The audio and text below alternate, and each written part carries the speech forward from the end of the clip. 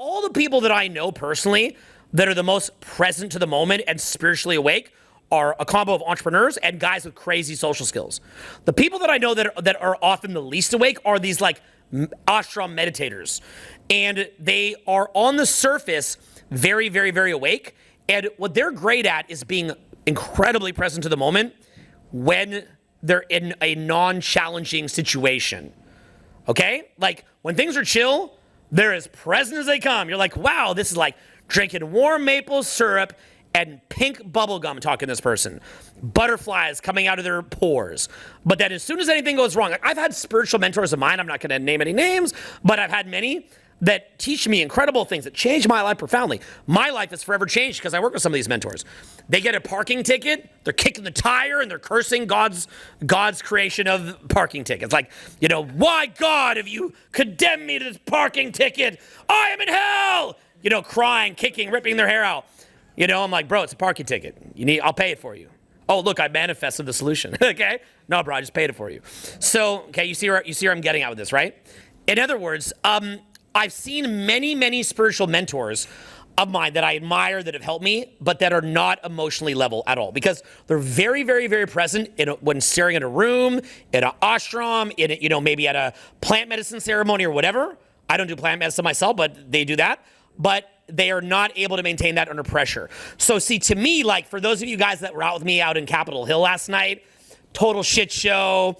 You know, it's like Resident Evil apocalypse of weed and hot dogs. Weed, hot dogs. I'm the hot dog eating zombie. Music everywhere. I mean, if you know Cap Hill, anybody at home watching, like if you've been out in Seattle and you've been to Capitol Hill, it's like literally just like hot dog. I eat hot dogs. It's chaos, right? It's like being able to be present and level in that, or maybe in front of a crowd, in front of an audience. Maybe when your business just took a hit, et cetera, et cetera. Maybe you've just been trying to help people to connect your whole life, and your buddy gets put in the media, and they lie about him, and then you have a crisis and a meltdown, et cetera, et cetera, et cetera, right? You know, and so the ability to stay present in these situations, maybe you're into nature and you go deep, deep into nature, you get a little bit lost. I've been lost out in nature. I've done a lot of hiking in Montana, in Alaska. Grizzly bears will walk right by you. You got your bear spray out. You look that bear in the eye and you're just like, don't eat me, my man.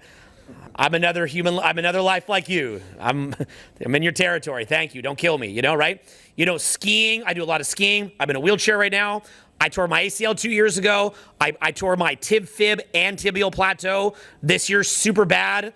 The doctors and the ambulance were shocked at what a good mood I was in the ambulance.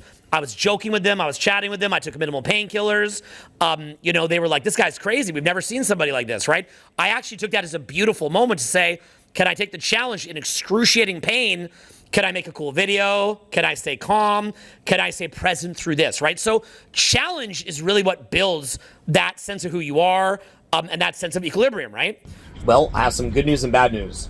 The good news is my blood pressure is way down. What do you think of my blood pressure? Blood pressure is really good. Thanks, man. Can you believe that that's down from 185 5-6 weeks ago? No. No meds. That's pretty amazing. Like for real? Yeah. It's a good job. Here's the bad news.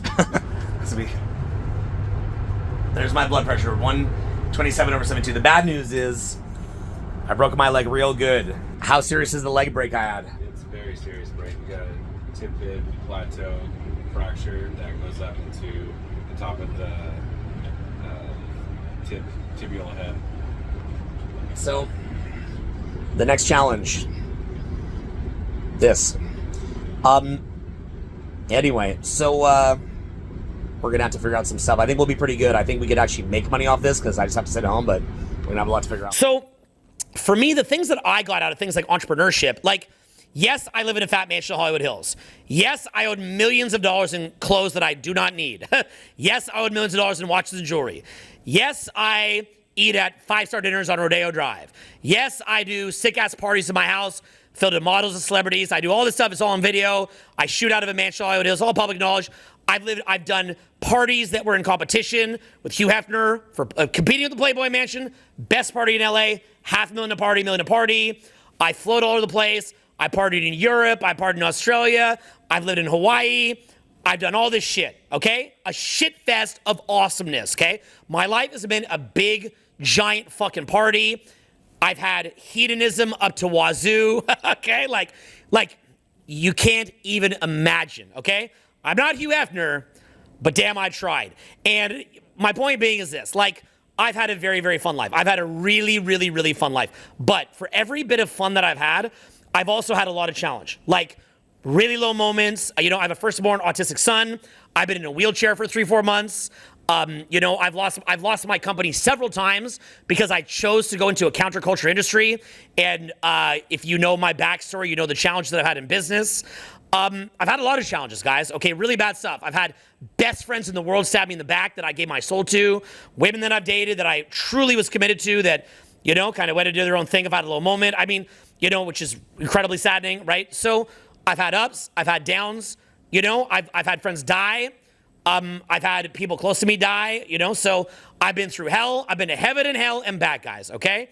And what I would tell you is what you get out of it at the end is knowing who you are, knowing how to navigate your way in the world, having a sense of direction, and emotional equilibrium. And a big one, too, that I'd even add to that is having your higher consciousness turn on. And I'm not trying to say I'm the most highly conscious person by any means. Okay, I'm a student like you guys, but to have that dimension of yourself that Eckhart Tolle talks about, the Bible, the Gospels, the most important books ever written in my view, Tao Te Ching, the second most book ever written in my view, Eckhart Tolle, I'd put his book probably around number 3, Bhagavad Gita, probably tied, okay? So you see, well, Bhagavad Gita I'd put ahead of Eckhart because it was the foundation.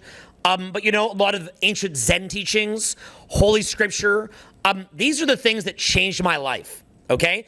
These are the things that gave context to what it was that I was experiencing, okay? Without Eckhart Tolle, without the Bible, without the Tao Te Ching, without the Bhagavad Gita, without Holy Scripture, my life would be like I'm lost in a fucking maze of ups and downs and ups and downs and ups and downs and ups and downs. And I probably either would have wound up, you know, like without entrepreneurship, I probably would have read these books and become another one of these Venice people that I can't stand, where they sit there and they're like, yeah, man, manifesting, yeah, you know, like I would have become one of them. That scares the crap out of me, even though I like them and I have friends like that. But see, without the Bible, without the Tao Te Ching, books like that, without Eckhart as an entry point, Eckhart's like the ultimate gateway drug, I would have wound up on high highs in business, low lows when I failed. High highs in social relationships and whatnot, low lows when I failed, which I still had. I've had them, but they gave me context via which I could bounce back and come back 1,000 times stronger every time, okay? So understand that for me, you know, being in front of a crowd here, what do you guys think that I feel being in front of a crowd? Or for those of you, you know, a bunch of you guys, about half of you guys in this room went out with me last night, and we had a ball. You guys have fun out last night? Oh, yeah. Okay. How much fun was that? Crazy fun, right? So for the people at home who don't realize how much fun it is, how much fun is it? 1,000 out of 10. 1,000 out of 10, baby, okay? So the thing is, like, you know, somebody at home could be watching, go, you know, what's that about, right? So what I'm saying is, when I'm out last night, or when I'm here in front of you guys, you've got to understand that nothing that money can buy is better than this. Nothing. Okay? Nothing. Nothing is better than this. I cannot have more fun than I'm having just with you guys right here, or with you guys out. And, you know, certain other flow state experience. Skiing is a massive one for me. You know, nature, like hiking way deep in nature, amazing, okay? You guys up here in Washington State have incredible nature here. You've got Olympic National Park right near you. You've got Portland, which has all this surrounding nature. You've got Mount Hood, Cannon Beach, Oregon Coast, Crater Lake. You're not that far from Mount Shasta, Tom Lake Blue Pool. You've got some Eagle Creek's one of the best hiking trails on the mainland of the whole country. You're probably 2 hours from it. Go hike Eagle Creek, guys, for God's sake. Please, if you get nothing else out of the speech, go hike Eagle Creek. Okay, it's a long hike. It's a little sketch. Just buckle up. You'll be fine. Okay, just be careful. You'll be fine. But go do all that stuff. Okay, being in nature. Okay, but nothing, like at a certain point in life, you know, you realize it doesn't get any better than this. That's what you realize. You're like, this really is the peak. And when you see that peak open, love the peak. I actually do get that with women. Like when I'm with an incredible woman, I was this weekend actually, with a truly, absolutely remarkable woman. Like truly a once in a lifetime woman I spent just this weekend. I don't know if I'll ever see her again. I I don't feel the need to. I don't think she feels the need to. We just love each other. But what a crazy, unbelievable, like just unbelievable. Just unbelievable. You know what I mean, right? I told her, this is kind of funny. Just one second. It was so amazing. I was teasing her that she ruined my life. Oh my God, you are so fucking cute. I will ruin your life as many times as I can. Okay, so it was just awesome, okay? So the point is, like, you know, and you just realize, you know, because it was so great. I was like, you've ruined me. So, like, it was so great. And you've got to, like, when you're in that, like, a lot of guys, for example, have intimate experiences, and they're just focused on, like, high-fiving their buddies after, like, the number. And, like, hey, cool, fair. No issue with that. But, like, how much did you enjoy it? Like, did you really enjoy it? Like, did you recognize where you are? Okay, let me give an example. Like, I had this audio cassette of my grandparents. I think it was my great-grandparents, either my grandparents or great-grandparents, a long time ago. When I was a kid, they sent me you know, back then it was audio cassettes, right? And it was them talking about how they'd come over from Europe and they'd lived in like literally a sod house in the prairies and them describing all their lives. And you know, I'm young, right? And so I listened to it. I heard the value from it. And don't kill me, guys, don't kill me. I was young. I like wanted the tape for something else, so I just like deleted it and recorded over it. Well, you know what I'd give to have that tape back? Like to show my children that.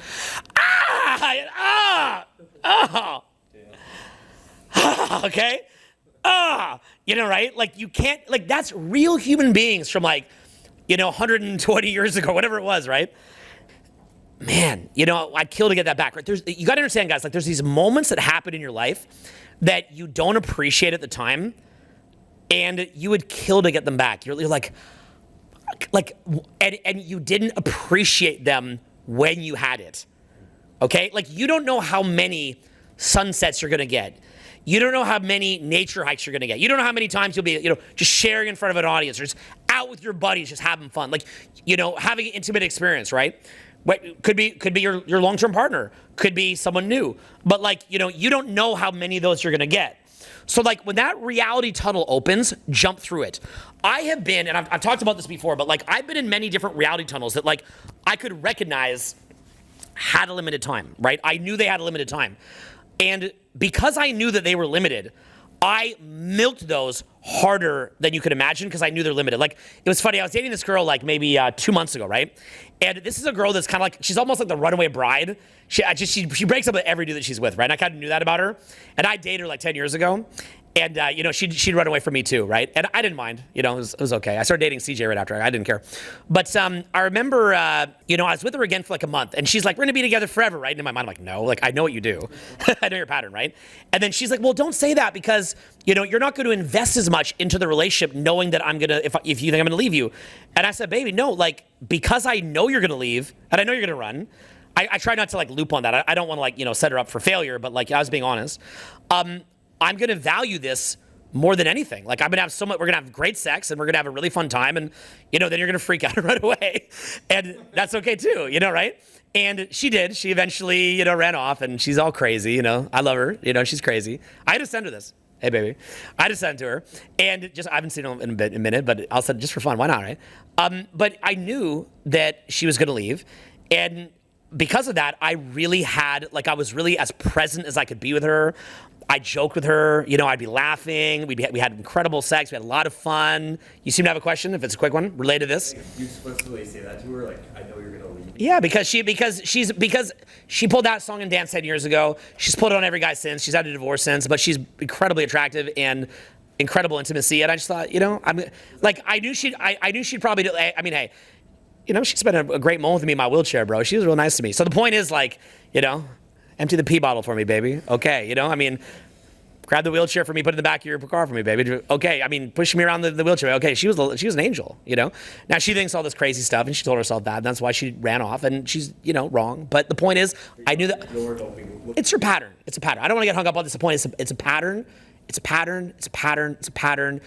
you're not going to make it work with the girl that you're thinking of because no one could make it work with the girl that you're thinking of, okay? But it doesn't mean you can't enjoy it while it lasts, and that's my point. I don't want to get hung up on that. The point is, okay, because you're like, how do I make it work, right? You're not going to. We're done that, okay? Back to the magic. Back to the magic, okay. So, the magic, okay. So, in the magic moment, okay, I just recognized I'm having the most fun with her ever. And we had the best month, and when it ended, I was okay with it, right? I think Eminem has some lyric. He's like, it was some song that he has, and he's like, like just enjoy being like that famous rapper, but recognize when the moment's at its end, right? So like when I was doing my old school coaching back in the day, I knew that had a shelf life. I had friends in the U.S. State Department. I had friends, or they were telling me, they're like, this is not going to continue. Like this is literally going to, like this is going to implode on you in ways that you cannot even imagine. I knew that at the time. Now I'm building this business frantically that I knew was going to explode. Not to mention, I could see the egos involved in the people. They were given success so quickly. They hadn't had to go through a process to get it. So they hadn't grown the roots to handle the top of the tree. So I knew that they would self-sabotage. I knew that it was going to be a whole shift in culture. I knew that. But even in knowing that, I had so much fun knowing, in the same way with the relationship, knowing that it was going to end, that like I enjoyed every free tour.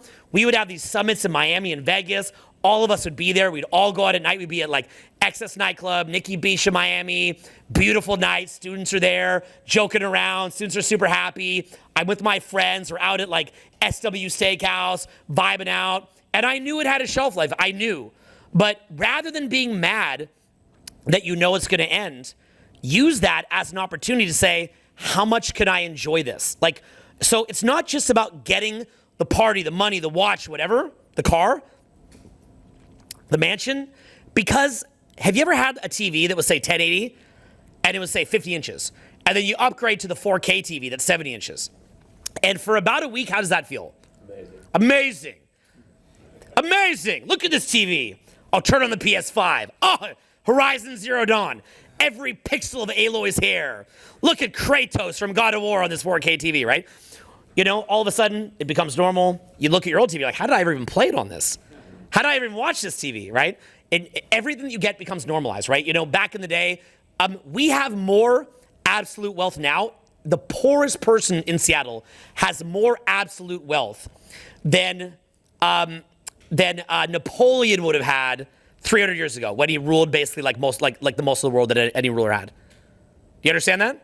Because even though Napoleon had castles and all this, just having an iPhone, a laptop, the ability to fly in a tube through the air for $300, the free tour. Okay, you know what I'm saying, right? Like YouTube, right? Like the ability to watch things, get knowledge. You can watch videos from across the world. You have more absolute wealth than Napoleon fought wars to get. You have less relative wealth than he had in humans because we care about reproduction. Then we care about relative wealth because we think that that's what will get us reproduction. It doesn't. It's actually swag that gets us that.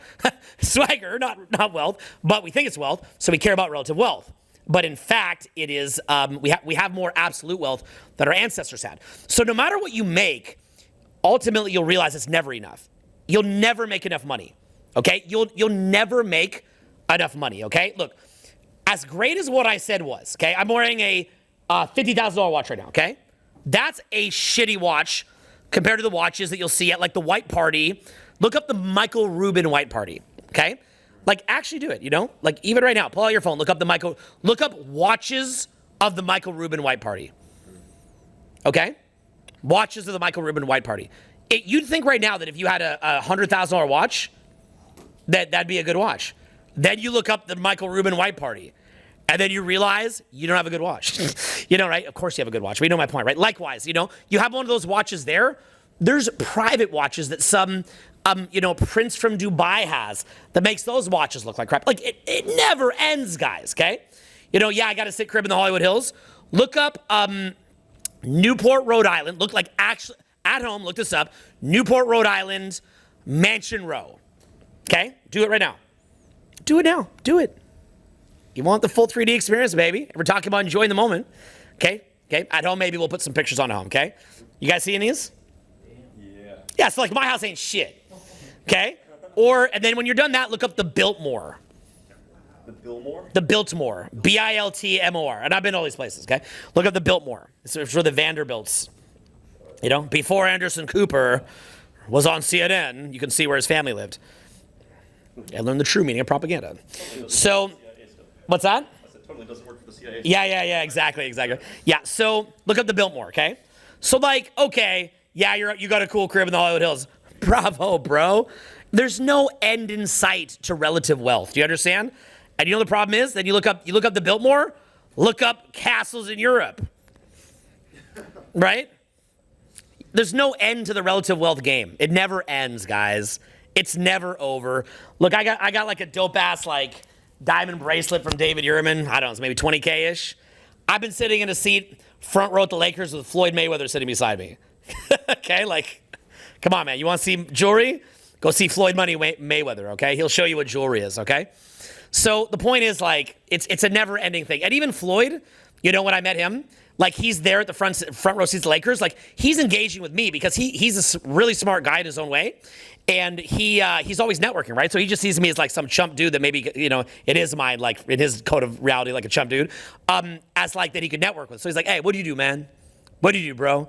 And, you know, we were chatting up, but we were teasing each other a lot, actually. He's kind of likes to clown everybody. He's clowning the refs. He's really funny. But anyway, like, you know, he's covered in so much ice, he might as well be made of ice. You know, he's like the ice man. So it's like there's never, relative wealth is never going to get you to where you want to go. Look, same thing with dating, right? Like, yeah, like you think that, like, that ex of yours, like, you could never replace her and, like, all this stuff. Bro, just come to one of my parties, and you will be over that in a millisecond. But guess what? Then go to the Michael Rubin White party. And then you'll be over my party. And then go to like Dubai. And then you'll be over the white party, okay? Like, it doesn't end. It's an endless pit of breadth, okay? And then here's the best part. You run around like a chicken with your head cut off the whole time, and then you die. Even if you make it to the white party, bro, you still die like that homeless crackhead, right? Still like, I don't want to die. Oh, I'm in the hospital. Then you die. But I went to the white party. Does that count? No, die. Okay? So that's what I'm saying is like, it doesn't, like, relative wealth, ultimately, it's like, look, you could be at the Michael Rubin White party, but I've done parties like that. And you want to know the truth? A lot of the people there are so much in the paradigm of all be happy when, and they're in a not all of them. So let's not cast a broad brush to justify that you're not at the white party. Like, oh, I'm so glad I'm not at the white party because they're just transactional, right? But there is definitely an element at a lot of these high-end things of people that do not know how to enjoy life. They have built. They finally get to where they think they want to go, and they're just looking for the next thing. Even when you see pictures of, like, you know, Logan Paul, you know, posting up with, like, Machine Gun Kelly and then Michael Rubin and all that, are these guys really genuinely friends? Or are they kind of, you know, or I think I saw a picture with Jake. I don't know if Logan, I saw a picture with Jake there. I met Jake once. He was very nice to me. Didn't have to be, by the way. So point is, like, he's there with, say, Machine Gun Kelly, but are they really friends? Do they have real camaraderie? Is that real, genuine friendship? Or is that I'm posing with somebody who gets me dopamine? Yeah. You see where I'm going with this, right? It doesn't matter who your significant other is. It matters, I mean, it does to an extent, obviously, within a range of how much it matters. But more important is how much value you get from them. It is your, I think the word is cathexis. Does anyone know that word? Is it cathexis or... Can someone look that up for me? Cathexis? Look that up for me, okay? We'll get a new word, okay? It's your engagement with it, right? So look up cathexis. I think it's that. Is it cathexis? Cathexis? CAFEX, whatever it is, okay? We'll bring that word in, okay? But it's your ability to cathect, I think that is. We'll get the word. Cathexis. How do you spell that? CATHEXIS. Cathexis? Cathexis. Okay, so cathexis. The investment of mental or emotional energy in a person, object, or idea. Okay, yeah. Yeah, cathexis, okay? Did I get it? Yeah, you got it. We hope I got it, okay. Okay, and then is it to cathect? I don't know. I'm taking too long on this, okay? All right, so the point, okay, but I'm actually deliberately kind of looping on this for a minute to just get you to think about the word.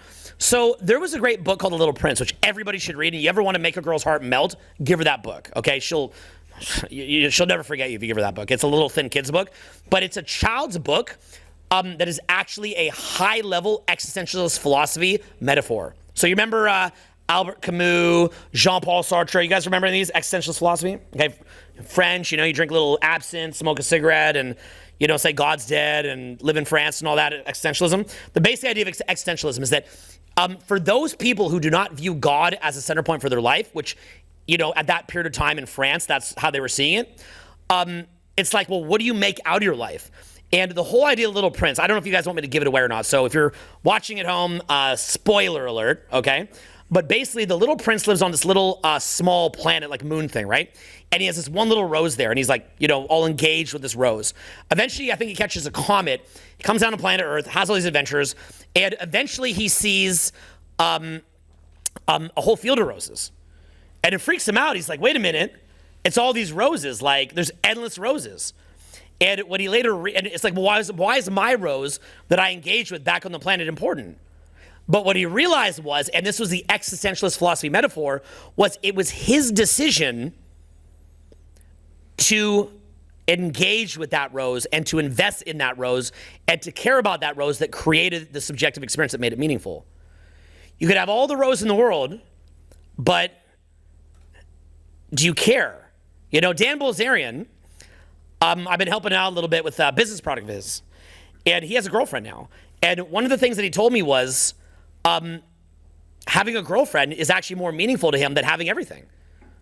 I mean, that's crazy to think about, right? Dan, who's got it all. That's because he's experiencing, in my view, the experience, and later he may change his mind and go, what was I thinking? How come someone didn't tell me, right? But, for the time being, I think what he's experiencing is that he's really engaged with that girl. Now, again, you can also be engaged for a weekend like I was with the girl I was talking about here. A simple weekend could be an engagement. A night could be an engagement. A night out could be an engagement.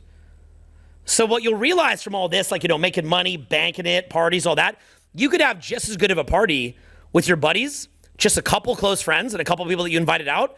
It's the energy that you put in that party, okay? So that's a lot of what I try to show you at events like this. Like, I come meet you guys, and I treat this like this was my last seminar on Earth. How much energy did I bring yesterday? A lot. Tons. How much? Tons. Have you ever even seen that much energy in your life, ever, anywhere? No. Right now. So, but I'm at a free tour. So why, when I'm bringing energy like I did yesterday, I'm bringing some, today I'm probably about a third the energy yesterday I went off. 4 degrees. So, but why would I bring that level of energy? Why am I doing that? For you. It's my choice to, is it cathect? To cathect with you guys, right? It's my choice to make meaning out of that experience, okay? So like you're thinking like always more. You've got to pick your own life and then use that as a context for meaning. You can go to things like the Bible also, that's powerful, but you ultimately have to make your own meaning out of it, right? So like what I did in my life, a joke that I sometimes make, I just say this as a joke, 2 kind of weird jokes that I make. One joke I make is, they say in the movie Tropic Thunder, never go full retard.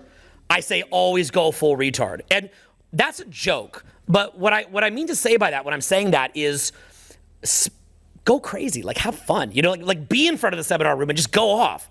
You know what I'm saying? Like go off. Like say we're out last night in Cap Hill, go off. Go full retard, Had the party, go full retard, right? Like that party in a favela, which is like a broke part of Brazil, where nobody there is trying to get anywhere, is often more fun than the white party. That white party with all the celebrities. You will find that people often from countries that are poor or continents that are poor, such as Africa, there's some poverty there, or South America or Mexico, those people know how to party so much better than Americans. They dance better than Americans. I don't want to stereotype or cast a broad brush. If you're from there, don't feel pressure to be that person. But I'm just saying, like, it's not everybody. But often, culturally, they're better singers, better dancers. They have these, look at people. Have you ever seen a smile like the smiles that you see in Africa? You know what I mean? It's a true sincerity, a real smile. It's $1 billion smile. It really is, It really, really is. And I understand that I'm not trying to justify not helping Africa by saying, oh, they're happy, bro, right? But we also have to remember that there's a beauty there too.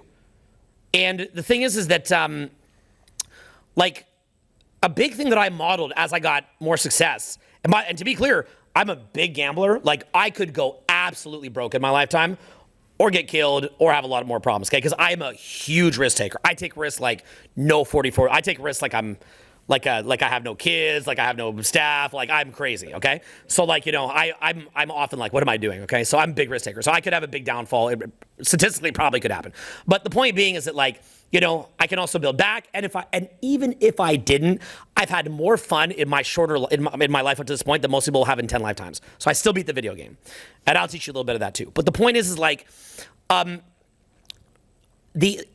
my sons, okay, the greatest lesson that I wanted to impart to them was joy. And they've never seen me mad ever. They've never seen their mother mad. They've never been around negative energy.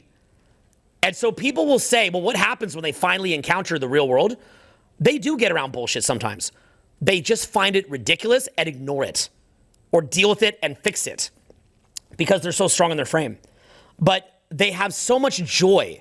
And I could show you endless video footage of my kids all around the country, skiing, out in different cities. But more importantly, let's say you can't do that with your kids, take them camping.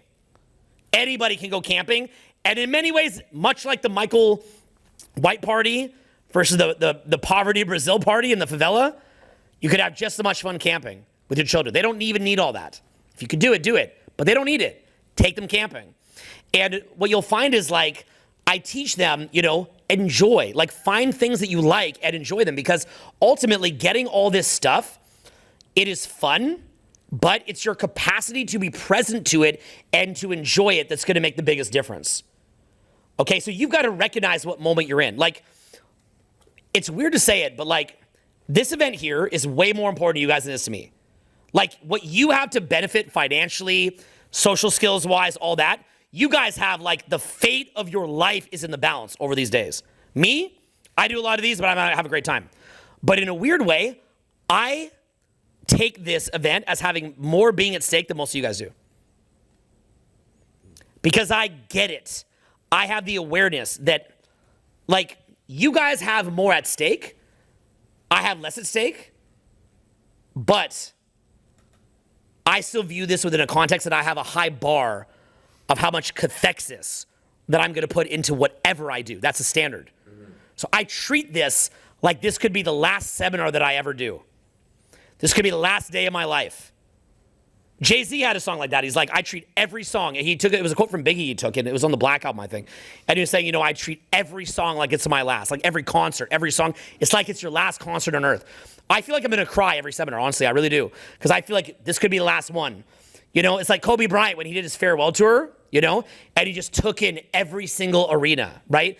You know, he had a Oscar-winning cartoon that he made after he died, and it was like talking about it, like, you know, how he loves basketball, and he would talk about how he loves just the gym, the lights, the feel of the basketball, the crowd, you know, and it's the ability to control the mind to experience real joy that's really, really very important, okay? And so, you know, when you're intimate with somebody, how much are you enjoying them and appreciating them? You know, if you're working, you know, like, do you really see the bigger picture? Like the big, giant, crazy picture that is your life and what you're in? Okay, a simple example I've taught many times is when I go to a bar or club. You know how a lot of people complain about bars or clubs? You know how when people complain about bars or clubs, because they go, oh, this club sucks. I see it like Europeans came over from Europe and they didn't know what vitamin C was and got scurvy. Populated the 13 colonies, crossed the Badlands, made it to the West Coast, built that out. People died, people got killed, people were in wars. They built. City got built, attractive people got brought in. Some entrepreneur had to either rent or buy the venue. DJs had to learn how to DJ. Bartenders had to learn how to bartend. Road creators had to learn to create roads. You know, people had to populate to create someone attractive that you'd want to meet. Promoters had to bring them out, all for you to complain. This place sucks. And yeah, bro, maybe it sucks, okay? Maybe you're right. Maybe you're right. Maybe it sucks. But could you take a better attitude towards it? You know, right? Could you just find some fucking joy in it for 2 seconds? So that's what you have to understand is like gratitude is actually reality, okay? Like for me, it is vitally important to go see the homes of Martin Luther King, you know, to see who changed culture. It's important to cry at the home of Martin Luther King. Now, when you say words like cry, you know, you're thinking to yourself, like, what do you mean? What do you mean cry? Crying is the most it's actually the most non-emotional response. Emotion would be that you're so overwhelmed by the significance of it that you hide from it. You're like, oh, this is like so beautiful and incredible what MLK did that I'm hiding from it. Like I can't even let in what this man did. So I'm just gonna like get on my day. It's like the sun is too bright to look at. You know, like go to the Washington Monument, go to the Lincoln Memorial, be drawn to tears, go to nature, and also, okay, it's just the crying seminar, also be drawn to tears, you know? Like God made this. You're experiencing something special. Let it in. Let it fucking land. The birth of your child, raising your children, real friendship, having a significant other. Even if they went sideways on you at the end and ran off or had an RAS flip, you still had that moment together that you don't forget, that imprints itself on your soul. You guys here in Seattle have beautiful road trips all around you. Just take 2 days and just drive down the coast, okay? Drive around Olympic National Park, down through Astoria, Cannon Beach, Newport, Lincoln, Samuel Boardman, the Redwood Forest, unbelievable. Go to the Redwood Forest, drive through it, drive down into, maybe just come back at that point if you're too busy. If you got a bit more time, go see Mendocino, go see Big Sur. Big Sur's amazing. There's some restaurant called Nepenthe. Go eat there. You guys should be writing this shit down, but you don't even believe you'll do it, so you don't write it down. You don't believe you'll do it. Oh, that's just what he does. You can find the 2-3 days to do it, guys. But spiritually, you're not ready to do it. You're not ready for the beauty of the redwoods, so you hide from it, okay? Those 2 days, if you were to just take 2 days to do that, would be the most memorable 2 days of the last 10 years if you haven't done things like that before. But you'll hide from it, and you'll say later, later, later, later. Now, side tangent here, big epiphany for you. Do you remember I said that in the recession, I had all the answers to get out of being broke, but I wasn't spiritually ready to take it? You guys remember when I said that? Yeah. Who here has been to, we'll just say Olympic National Park before? You're 2 hours from it. Put your hands up. Okay, so barely anyone in the room. I'm going to propose to you that the reason that you've never been there, now, we could say you're not interested, whatever. Bullshit. Because if we were to look at the last 365 days, and we looked at all the days that you wasted surfing the internet or whatever you did, even if you worked hard every day, you worked so hard, you could have found a way to do it. Nothing that you did on those days would have been as good as if you would have just driven 2 hours and gone to Olympic National Park. If you would have driven 45 minutes and gone on the San Juan Islands, you could have made $40 to go on the San Juan Islands. And the whole ferry take around. Who's been in the San Juans? This is crazy. One person, man. I mean, this is crazy, okay? Travel is a side of thriving, okay? That you're not just stuck in autopilot, okay? I teach this all the time. What I always say is this. You're sawing and sawing and sawing and sawing. The saw is dull. You need to take the saw out, take a day or two to sharpen the damn thing, and then you put it back in, and before you're sawing down a tree a day, now you're sawing down 10 or 100 or a trillion. Don't kill the forest, but you know my point, okay? Right? It's called sharpening the saw. The sad truth is most of us are so much in coping, we don't even have a day to sharpen the damn saw. We don't even have 1 day to sharpen the saw. If you had a day, just a day, to go to Olympic National Park, your life could be different after that because it would imprint itself on your soul. But you're so stuck in this freaking loop that you won't do it. So much to the point that when I say it and I give you the places to go, the best places, and you're not even writing them down. You probably don't even remember them. When I describe the drive down the coast, name the cities that I named. Who could name them? Astoria. Wait, you wrote it. You wrote it. I just drove the whole Oregon coast last week, so And how beautiful was it? it was amazing. It was amazing, but sometimes I went into autopilot just driving. But yeah, I drove up the whole 101 from South Oregon to Seattle. How much are they missing by not doing that?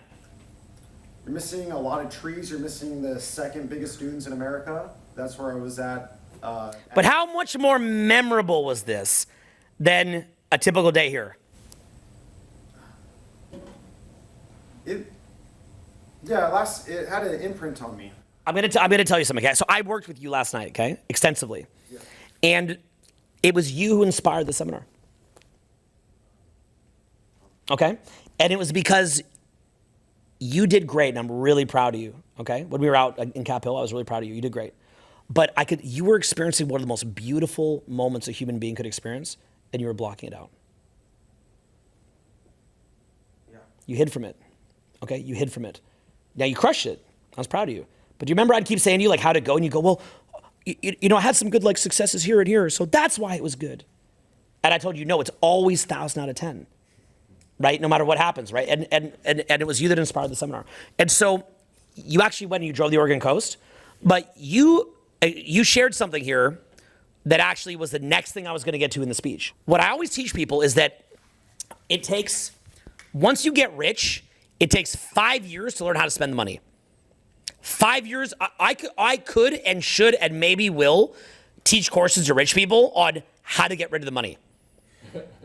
You're thinking, oh, like it's like people who think when they get rid of approach anxiety, like if I could just approach, then I'm set. And it's like, bro, like that's step 1 of a 1,000-step journey. Okay, like if I could just get the girl, like, bro, you're gonna lose girls, like. Come on, bro. Like, this journey is so much deeper than you. You think, oh, if I just got money, I'm set? You're not set if you just get money. Most rich people are not set. 5 years, it took me from age 40 to 45 of the hardest work I've done in my life, spending millions to learn how to spend the money. I literally my burn rate was a couple million a year from 40 to 45. It took me years to learn how to spend that money. You don't know how to spend it. You don't know how to spend it. Now, when I say that, here's what I mean. It takes half a decade of the hardest work of your life to figure out how to get rid of the damn money. And here's why. You're a 40-year-old man. You haven't had a real hobby in years. You know, right? It's like, when's the last time a 40-year-old entrepreneur had a hobby?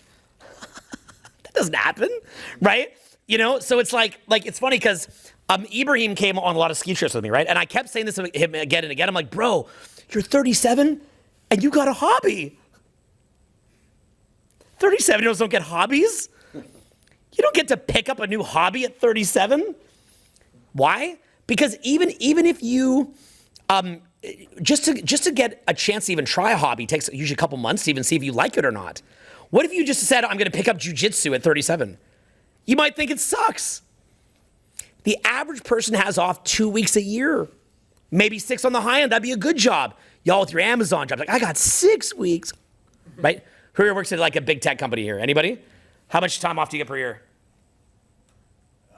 I don't take it. 45 days maybe. You don't even take it. Okay, yeah, right. Like that'd be like one of the baller jobs, right? So it's like 6 weeks. You don't even have time to see if the new hobby's even good. So, to be fair, you could pick up a new hobby on the weekends at night, but you know my point, right? So, to actually get to like learn to ski and not to have to ski on the weekend when everybody's there and at like the local hill, but to get to go to like, Colorado, Utah, Wyoming, Big Sky, Montana, places like that, you've got to have time off. And ideally you got to do it in the week. It's hard to get that time off. Now, for me to even just figure out like what I want to try, that took 50 hours to 100 hours a week of research just to be like, I'm 40, I want to try some new things. I don't know what I want to do. It was hundreds, if not thousands of hours, it actually was thousands, of just Googling, learning about hobbies. What's this hobby like? What's that hobby like? What's it cost? What gear do you need? How do you prepare? What kind of things do you do? Et cetera, right? Just to get a hobby. So it's like, now, so that's step 1. Step 1 is make the money. Step 2, and this is key, is build your business that you can take time off. You guys see all these gurus that tell you hustle, hustle, hustle, hustle, hustle all the time? I just live to work. Is that really what you want? You're just gonna work like how much slave conditioning is that? Okay? Like, really? Like the best thing that you can figure out that you love in life is internet funnels? Really? Yeah, huh? Yeah, huh? That's what you got, bro. Internet funnels, huh? Hopefully it's passive at least. Yeah. Get a little passive income, then you make another funnel, right? So the point is like, you know, you like watches, you like cars. Okay, bro. So a real joy, like, in other words, the kind of joy that someone has in that favela party in Brazil, real childlike joy, okay? Real childlike joy. So see, I tell people that I designed my life to always be having fun, and they'll say, oh, that's hedonistic. They think I mean drugs, and I take no drugs. They think I mean alcohol, I don't drink. They think I mean laziness, I'm not lazy. I'm talking cut the shit of your fucking lie of life. The fucking lie that is your life. I'll be happy when. No, you won't. You will live, you will die, and you will not have been happy since being a kid. You will have been a battery. You're a fucking liar. So these people that tell you, you know, don't be happy are fucking liars. They will ruin you. Just being dramatic to get you thinking. Okay, so, okay, emphasis added to provoke thought. Okay, now, from there, okay, it's all hilarious to me. Everything I do. I can fake being sad. I can fake being happy. Okay, I can do it. I'm just like a Zen motherfucker, right? But I just like to add in, you know, like to add effect. So yeah, it's not fake. It's just I can like bring that up. Okay. So the lie that we live in, it's a fucking lie. And you know, one of my buddies who's one of the big, actually probably the top business influencers on YouTube. I love this guy, and he's a friend of mine. And you know, I'd watch him talking about how he just, you know, works all the time, and you know, he kind of just lives to work. And he had a video with another one, like the two top business influencers. The other one I'm not friends with. I'm not friends with them. I just don't know him personally. And they were talking, and they're like, yeah, you know, we like to work on Christmas, and like, you know, we just love our work. And I remember thinking that. I love this guy. Great guy, inspiring guy, very inspiring guy. And I was like, man, I wish he saw this other side of things. You know, I wish he'd see this other, there's like this other dimension that he just isn't attuned to. In his brilliance, he just isn't attuned to it, just not something on his mind. And then he shot me a DM the other day. You know, it was really cool. And he said, hey man, I've been watching your videos again. And, you know, because I think he would watch them when he was single, when he's younger, he has a relationship now. And he's like, you know, and you were talking about taking some time off and doing things not just for work. And I've been doing it. I was like, good for you, man. Like, that's really cool. Like, it made me so happy to see that he's going to enjoy the damn fruit, right? So you got to think about life as far as money as a calculation of not just like accruing the most stuff, but how you're going to deploy the capital, okay? How are you going to deploy the money? So it takes 5 years to actually figure out even what you want to do. Like, let me give examples, like ATVing. Do you want to learn how to ATV? Do you want to learn super deep nature hiking trails? Do you want to learn skydiving, skiing, boating, martial arts? Like, name some other things. Like, what are some things you guys just want to do? Like, if you're going to do all this shit, why? Okay? What do you want to do? Dungeons and Dragons, man. I fuck with that shit. I mean, hey, I hope you go further, but I'm sure it's great. Okay, what else? Maybe do the full LARPing. Okay, what else? Yeah. What's that? Surfing. Where do you live? Yeah, BC. You live in BC. Vancouver. Is there any surfing there? Victoria. Okay, so you got to set it up where you can maybe catch a quick flight to Hawaii. It's about 5-6 hours. Yeah.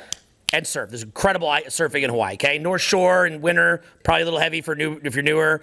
Yeah. Okay, so are you newer or you want to learn it? Never tried. Okay, don't do North Shore. Okay, don't do North Shore winter. Okay, do start in Waikiki in Hawaii. It's a great newbie beach, actually. Funny enough, it's just the main beach. What's that? What do you want to do? Yeah. I have a camper van, so I want to travel. You want to travel in your camper van. Great. What else you guys want to do?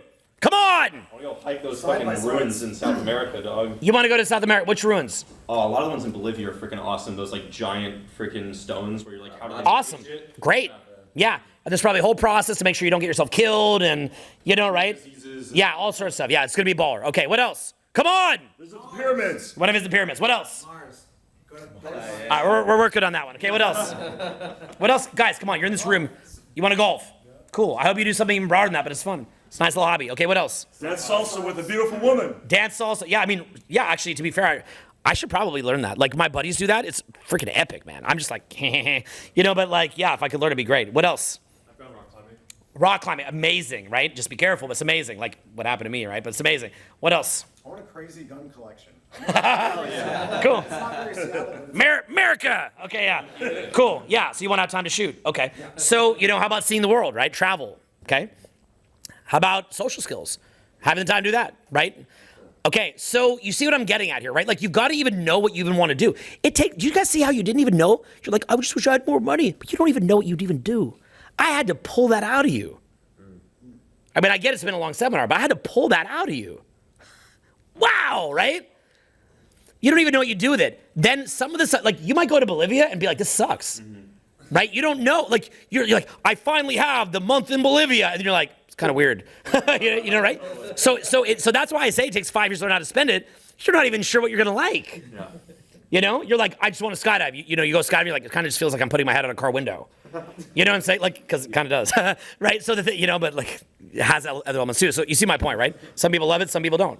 So some people view skiing as like the most beautiful sport. Some view it as like just kind of annoying, right? It depends on, it's cold. Depends what you resonate with, right? So step one is you got to make the money.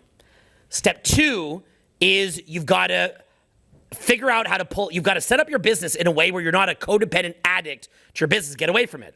Step three is then what you've got to do is you got to try some stuff. You got to take 5 years, just go try some stuff. And then maybe work a couple months a year to keep the business going. Now, step four, this is the big one, was what I was saying to you. You've got to manicure and cultivate a state of consciousness of gratitude. What I found was when I finally started living the life of my dreams, it's like they say, like a military veteran, they're like, I'm still back in Vietnam, bro. I'm still back in Nam, bro. I keep looking at my phone. I keep having pain body attacks about my business, and so on and so forth, right? That's what I'm saying is like, money's important, but not in the way that we think that it is. Like, it's like, even when you get it, you're not even ready to deploy it. You don't know what to use it for. You don't even have the state of consciousness to even enjoy it. You're just thinking that this thing would fix you. Same thing with social skills, right? You wind up getting a significant other. She breaks up with you. You break up with her. You're miserable after. It guts you. You always thought, if I got a girlfriend, I'd be so happy. And you're ruined after, right? Yeah. So understand that there's a progression, right? So for you, in that beautiful moment, take it in. 1,000 out of 10. Gotta take it in. Like, I'm out. Like, Owen's here. Like, this weirdo that I watched on the internet is here. And he's like saying all this crazy stuff. And these guys are cool. And there's girls here. And it's awesome. And right? Like, you've got to like the Little Prince with the one rose. You've got to have that cathexis. You've got to manicure and generate the excitement. So see, what I'm really good at, okay, and this is like a unique superpower that I have that I can teach in 1 minute. I basically realize that everything in life, and I say this as a joke, is trolling. Okay, so that's one of my jokes is always go full retard. Another joke I say is I'm always trolling. Now, what do I mean by trolling? Here's what I mean. When someone trolls you on the internet, their priority is to get a reaction out of you, right? They're trying to provoke a reaction out of you, okay? 2020 was trolling, right? They put the death count. It was real. COVID was real, but I'm just saying, like, they're generating a lot of fear, right? Like a lot of the culture war is trolling, right? They're generating like great Americans that love each other, and now they got them all against each other. Right? They're being collectively trolled.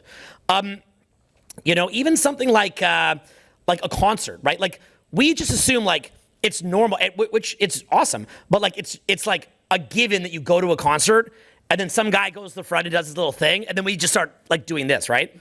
But like, they're just getting you to follow along. I'm not saying it's bad, but like, that's some like top shelf trolling. Like, you just start doing some rhymes and then you're like, yo, come to the concert, y'all. And then you're like, yo, yo, yo. And then everyone's like, ah, right? Like 50,000 people. And you're just like, look at Travis Scott. He's jumping around. He's going all crazy. Everyone's going all crazy. It's trolling. You're being trolled, right? The ultimate trolling, beautiful woman, right? Blow dries out her hair, push-up bra, face paint. It's provoking a reaction out of you, right? So in life, you're either the creator of reality tunnels or the consumer of reality tunnels. So you want to be the creator of reality tunnels. So what I've realized is much like existentialist philosophy, and I believe in God, I love the Bible, but I also believe that we can create our own reality as far as our hobbies or fun things in life. So what I do is I just invent stuff. Like, I invented this weird free tour hobby. Like a free event that I just yell at you because it's for free. I can talk about any dumb shit I want. I can experiment. I can practice. I could do a weird seminar. You see the one I put out this week? It was like, I titled it like dumb equals rich or something. And then I just yelled at the audience and called everyone dumb. Like, you can't do that at a paid seminar. I thought it would be funny to provoke an argument with the audience and the viewers, like I'm in a relationship, like I'm in a toxic relationship with the audience. So I'm like, you guys are dumb, blah blah blah, right? And then people in the comments like, why would people pay to be told they're dumb and all this kind of stuff, right? But it's like, because of the free tour, I could do that. Like, I can literally make a fake argument with my audience, because I thought, you're always trying to teach from a different angle. Sometimes I want to be positive, but some guys don't resonate with that, right? Some guys only resonate with their girlfriend chewing them out. So I'm like, okay, I'll be like the girlfriend chewing you out. It's all fake. Like, when you see me, it's all trolling rather. Like, it's real, but it's me trolling you. It's like, when I'm in front of the audience, I'm like, you guys are being fucking dumb. You're gonna ruin your life. Like, bro, I'm zenned out. I don't care. You know what I'm saying, right? But I'll just do it for fun. You know what I mean, right? It's like I just made up a funny game where I could make videos, get all crazy, post them, then a bunch of people watch them, they make their comment, you get a hater video, you get a super fan, some people watch it, some people don't, and you're just trolling everybody, right? Then I'm like, all right, everybody's gonna go out 4 to 7 nights a week, beast mode, right? You know where I got that idea from? I met a famous surfer on a bus in Oahu, and he said in Hawaii, he said, because he was one of the original surfers, he said, we convinced the world that jumping onto a plank of wood and riding a wave is cool. We never think about that, right? Like NBA, you line up in this, you pay hundreds of dollars to sit in a giant auditorium, watch people throw a ball at a hoop. You're being trolled, right? But you're being trolled in a cool way. I like being trolled. So I'm kind of weird like that. Like, I can fall completely in love and then fall out of love because I can be deep in the experience and fully immersed, and I'm in that reality tunnel, and I can know I'm in a reality tunnel, and then I can leave the reality tunnel and go back to base level consciousness. Now I'm back in base level consciousness. I'm still me. The only constant is you and God. That's it. And now you choose your own adventure and you go down another reality tunnel. So I like to go to other people's seminars. I like to go to concerts. I like to go to movies. Like, I want to go to the new Chris Nolan movie, Inception, and be like, right? Like, I want to watch Batman trilogy by Chris Nolan and be like, oh my God, it's Batman. I want to cry. I cry at movies all the time. Like, I cry at anything because I will go so deep in it that I'm emotionally brought to tears. And then I just go home and I get laid or, make a sales ad or something. I just go eat. I'm in it and I'm out of it because I can be fully immersed in that reality tunnel, enjoy it fully, and then I can, like Eminem said, then you just admit when it's at end and you're on to the next. And if it has longevity, you ride it. And you ride it till the wheels fall off. I'm big on that. Just ride it till the wheels fall off. You know what I'm saying? So it's and then when the wheels fall off, you admit it fell off, and you go to the next thing. And it's an art form. One of the guys that I learned a lot from was Tai Lopez. A lot of people think, people call Tai a scam a lot. Bull fucking shit. I have never met a guy who is more congruent to what the Lamborghini My Garage commercial? That's not a commercial. That's Tai. If Tai was here, he'd he'd walk in and be like, Lamborghini, books, knowledge. That's 100% the real Tai, okay? Everything he says he does, he's doing. So I don't know what people are talking about, okay? People are weird, dude. He's doing all this shit. There's a video prove it. They're he rented the $200K a month mansion. Look, whether he rented the $200K a month mansion or bought it, people are weird, bro. That Lamborghini's rented. I rent stuff. It's still really expensive. This hotel room's rented. Was it free? People are weird, man. But anyway, so very, very weird people. But the point being is Tai would always say, build a life that other people want to trade for. That's wealth. Build a life that other people would want to trade you for. Tai is like a chess player. Tai would make a fashion brand that would promote his self-help brand, and then he would get beautiful women to come model the fashion brand. Then he would get them to go in his Instagram and tag him, and then he would use that to draw people to parties, other influencers. Then he would do that to network with other people doing parties. Then he'd make money, buy the Lamborghini, and have time to read books. This guy was the man. Okay, I still hang out with him sometimes, but like he's the fucking man, bro. Like Ty recently re-rented the In My Garage mansion because he was like, you know what? He's like, I was at my maximum happy back because it's like a good sized mansion, but a smaller mansion. But he's like, I was at my maximum happiness when I was here. Then I did all this other stuff. I probably over experimented. I'm moving back to the In My Garage mansion. And then he did a party there for the anniversary, and I got to go to it. Do you know how beautiful that was for me that Ty did that? Like to actually, like to take the time to rent the In My Garage mansion, have my friends come, and just be there and get to revisit 2013. Do you know how much I actually give a fuck? I do. I give a fuck. You know what I mean? I give a fuck. I appreciate that he did that. You know what I mean? I appreciate that because that's the shit that money can't buy. All the money in the world, I can't just be like, Ty, re-rent the In My Garage mansion, put the books back up on the wall, put the Lambo back in there, you know, and have all the old squad over, right?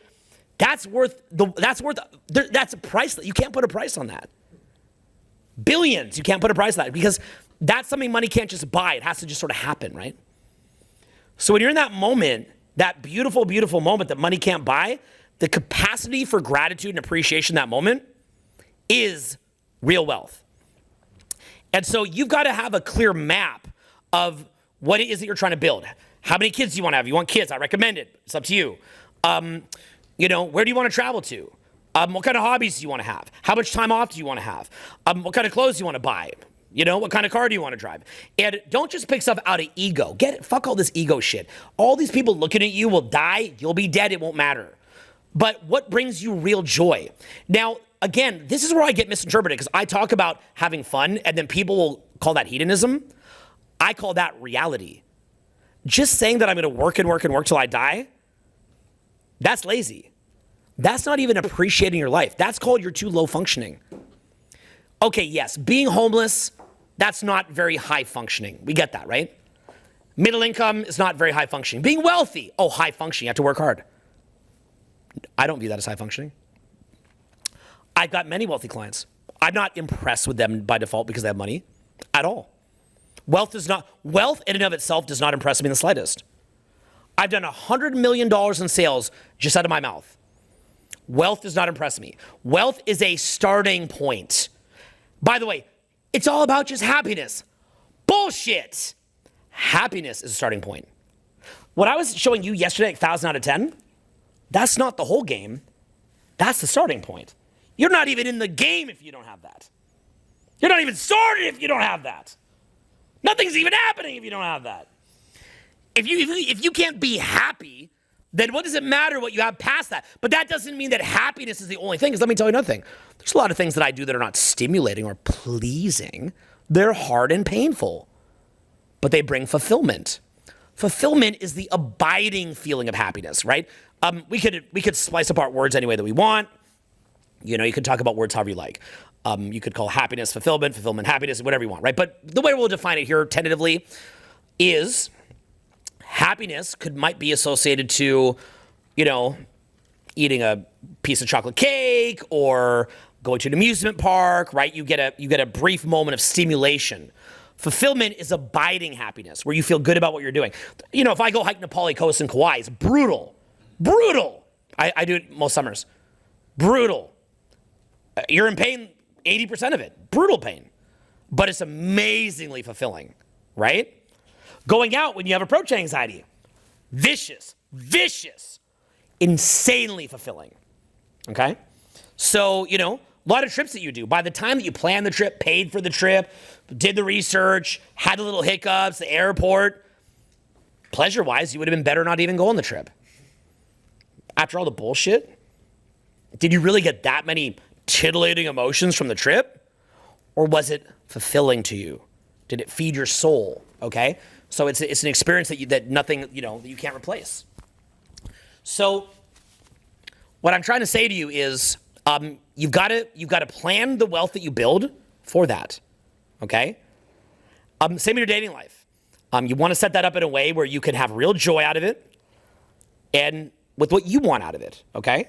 Now, let's go deeper. Why do we have to make money? Why do we have to get better at dating, social skills, networking, making friends, social? Why do we want to get better spiritually? Because it's the gym. It is a spiritual gym. So one form of a spiritual gym could be meditation. Meditation teaches you to maintain presence in the absence of stimulation. Absence of ego gratification, absence of simulation, absence of running the endless bicycle tire of the monkey mind, okay? The monkey mind that keeps going. So meditation gives a context for us, right? Where you meditate and you go, I really can't stop thinking. I really can't find the silence of the mind. I really can't find it. This sucks. I gotta keep meditating to find that spot of pure awareness. Great. So now meditation teaches you that. Now some people think, oh, well then if you meditate, they'll take a very extreme stance on it. So they'll say that I will, and I'm not, saying this isn't the case. I'm just showing you that it is a very extreme point of view. So they will say, I will cease the cycle of death and rebirth and either become enlightened, or perhaps they might say remerge with the whole, remerge the one consciousness, right? So therefore I will meditate until death. If somebody believes in all truth, that is their truth, that is their path. I think there are people like Eckhart Tolle and others that is their ultimate destiny. There really is. I also believe that for every one person like that, there's 100,000 that are lazy as fuck. One Eckhart, 99,999 lazy bitches who just don't want to engage with life. They are not at that point in their spiritual journey. I am not Eckhart Tolle. I am not built to only live on a park bench, and I've done tons of meditation and will continue to. And it's the best thing I could do. But I am not here to just meditate. So for those of us that feel a calling, okay, a purpose and a calling, and don't want to be apathetic, we may choose to engage with the world and find a deep presence in the expansion, right? A powerful, powerful expansion. Now, what do we get via that expansion? When I've had, I'll tell you a couple of stories. Okay? I remember one time I was young and I'd worked about 3 years to really build my reputation in our community and in our business, right? And I was absolutely obsessed with having the best customer service in the industry. I was awake until 9 a.m. with clients, like literally, like I've been in transformation work for decades, guys. Okay, like powerful transformations. Okay, taking every trading super duper duper serious, giving everything we have, and putting out the best articles that I can, and busting my ass, being out every day working on the craft, and a lot of that's reputation driven. I hit my mid-20s, and I remember Neil, he was writing a book called The Game. I remember I bumped into him at a sushi restaurant in LA. And I remember he had a copy of the book. I was like, bro, the book's coming out. And I saw his hands go like this, tight. Like he's like hiding the book. And I went, oh shit, here we go. And then I remember we were both in London, England.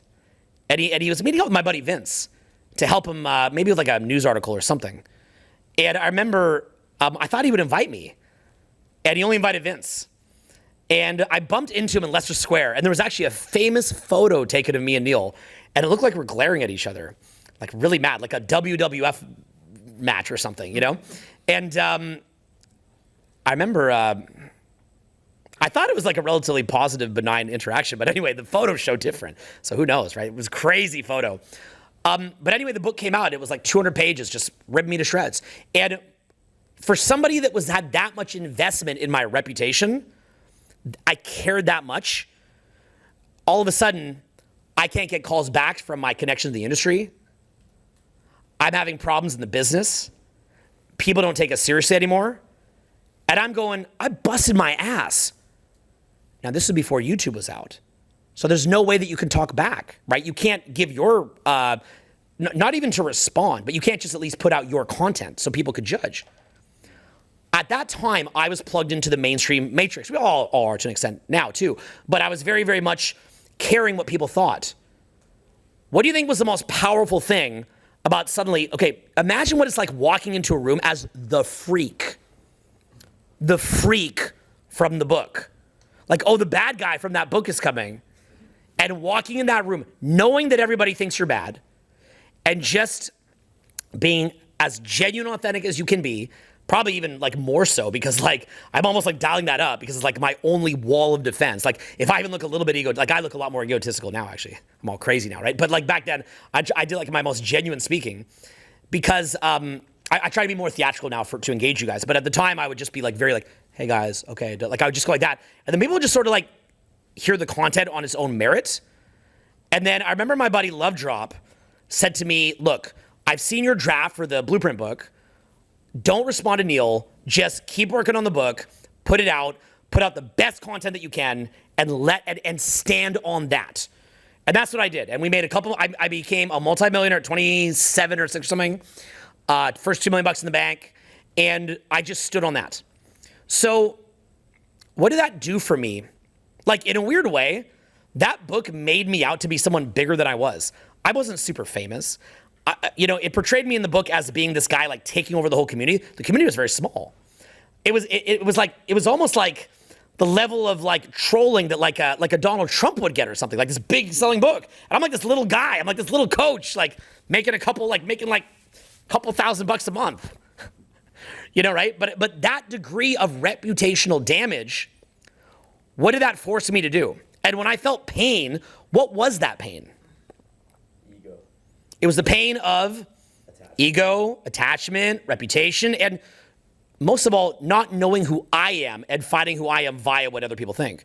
And so I felt unhappy about that for many years. I felt naked. I felt exposed up until I had this weird experience that really was probably like nothing, but was meaningful to me at the time, right? Like really just me like being dramatic and whatever, right? But it's kind of like, if you look up what's called a Satori experience on Google, which is like a moment of enlightenment, I had this like crazy moment where my reality just shattered and I felt this bliss state and was present and almost no dialogue in the mind for about 4 days or something. And I was like reconsidering my whole life. I'm like, all these things that drove me before, they're all lies. And like, I know who I am now, like all this stuff.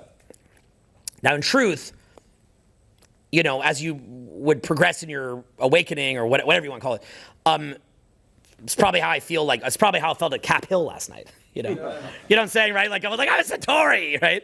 Like, leave it to me to like call me, like, I just got in the zone for a couple of days. Like, I had a Satori, right? Leave that to me to embellish it, right? But the point is that I felt that way, and it was what mattered was my meaning, the meaningfulness to me of that experience at the time. So I felt that way. So I felt that contraction open up. This kind of egg kind of crack. And then I felt really, really crappy after for several days. And I actually got sick and I felt like I was in hell. So it was like my body couldn't handle it. But anyway, and then I kind of kept fighting my way back to that over like the next like 10 or 20 years. Almost 20 years now. So if I hadn't been doing business and if I hadn't been trying to build a reputation, I wouldn't have the chance to fail. So I never would have gotten out of that level. That's the problem with people not pursuing growth, right? The best things that happen to you are the pain, in some ways, are the pain that you'll get, or at least a feature of it, is a pain that you'll get via aggressively attacking growth. So, likewise in dating, right? Dating and like going out is massive because as much as we say we don't care about sex, man, when you meet somebody out that you really like, that's hitting you at like a DNA level, like it is like DNA is singing. Whoa, like it is singing, right? Whoa, you meet somebody you really like and it's because, you're acting in a way that's attractive and you get a little attached and then they kind of a little bit leave and you lose it. And what's happening is on any given night out, you're having attachment and loss, attachment and loss, attachment and loss, attachment and loss, attachment and loss. Then you get a girlfriend. Bam! Attachment and loss, attachment and loss, attachment and loss. It's like you're living 1,000 lifetimes in like 5 years. You're on the fast track to gain and loss. It is via this process that you find yourself, via the gain and loss. Reputation's good, reputation's bad. I remember I built the company up until from 2005 when the book came out, up until 2009. Then the recession kicked in. I was making some good money. I was living in Hawaii. I honestly thought that I would just live in Hawaii the rest of my life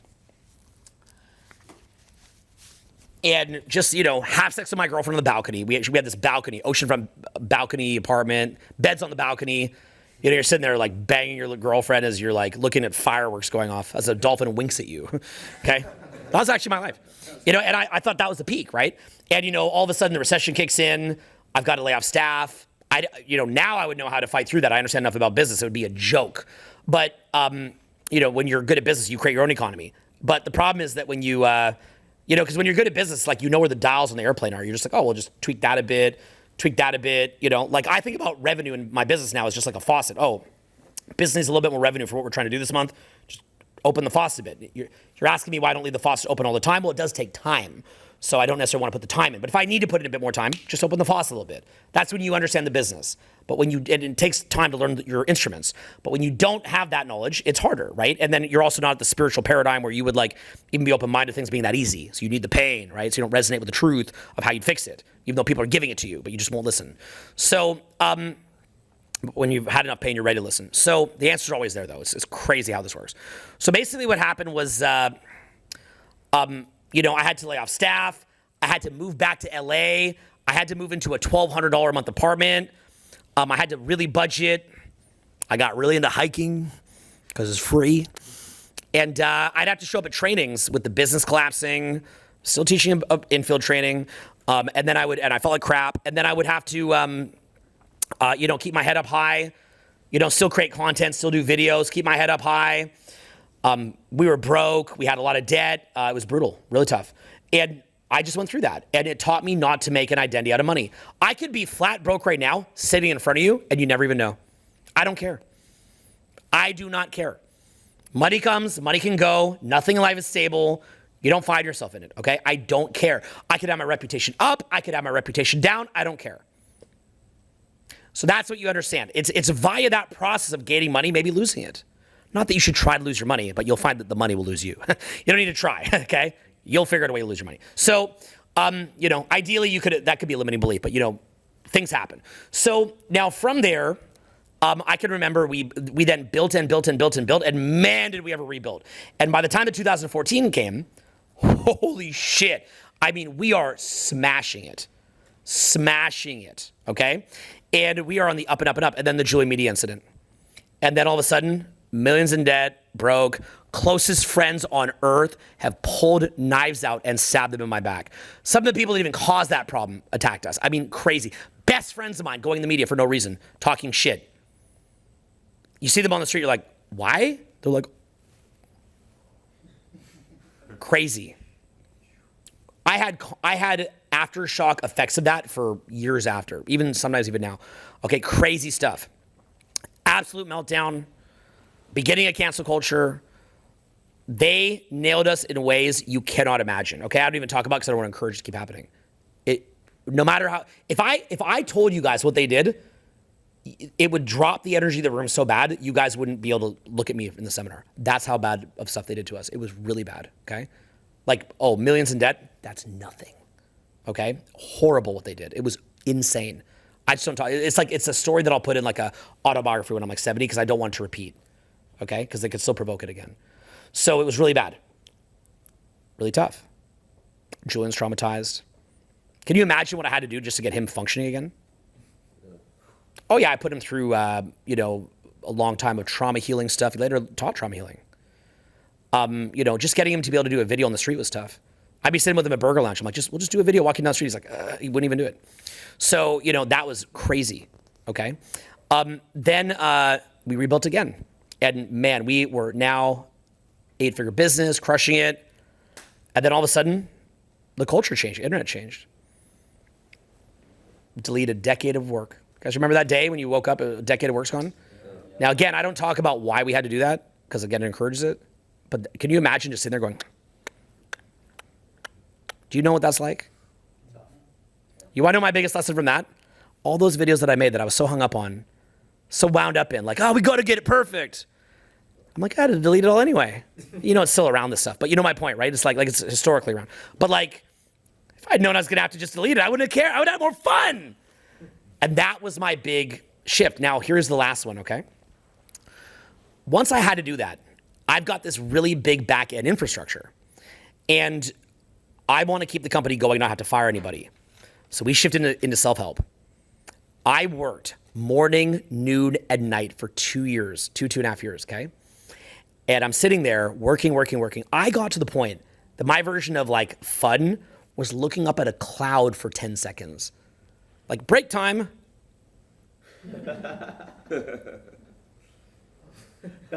Okay? I worked so, there is no way we should have been able to make it through that. I had to learn things so quickly about seminars, profitability, business metrics, like instruments of the business. Like I had to, that was like being dropped in the middle of the woods and you've got to learn survival skills. Like it was the most crazy thing maybe ever. I worked so hard. And we're dealing with after effects, like other instructors leaving because of BS that happened from the Julian thing and aftershocks of that. So it's just madhouse. But I was determined not to give up because here's my thing. I had a vision, and my vision was a seminar company that does free events all over the world and does free seminar videos that you could put out, like fully produced seminar videos, and have free groups, free content, free courses, and videos shot in like nature and cities. And then also at the time we would do real life interaction footage. Like just the editing staff for all that real life interaction footage was like a 20-person editing staff all the time. It was millions a year in burn rate. I just wanted you guys to get that stuff. Most of those products that I put out, I spent so much money to create, it's hard to even get the money back off that stuff. That's how, like some of those programs were $2 million in production.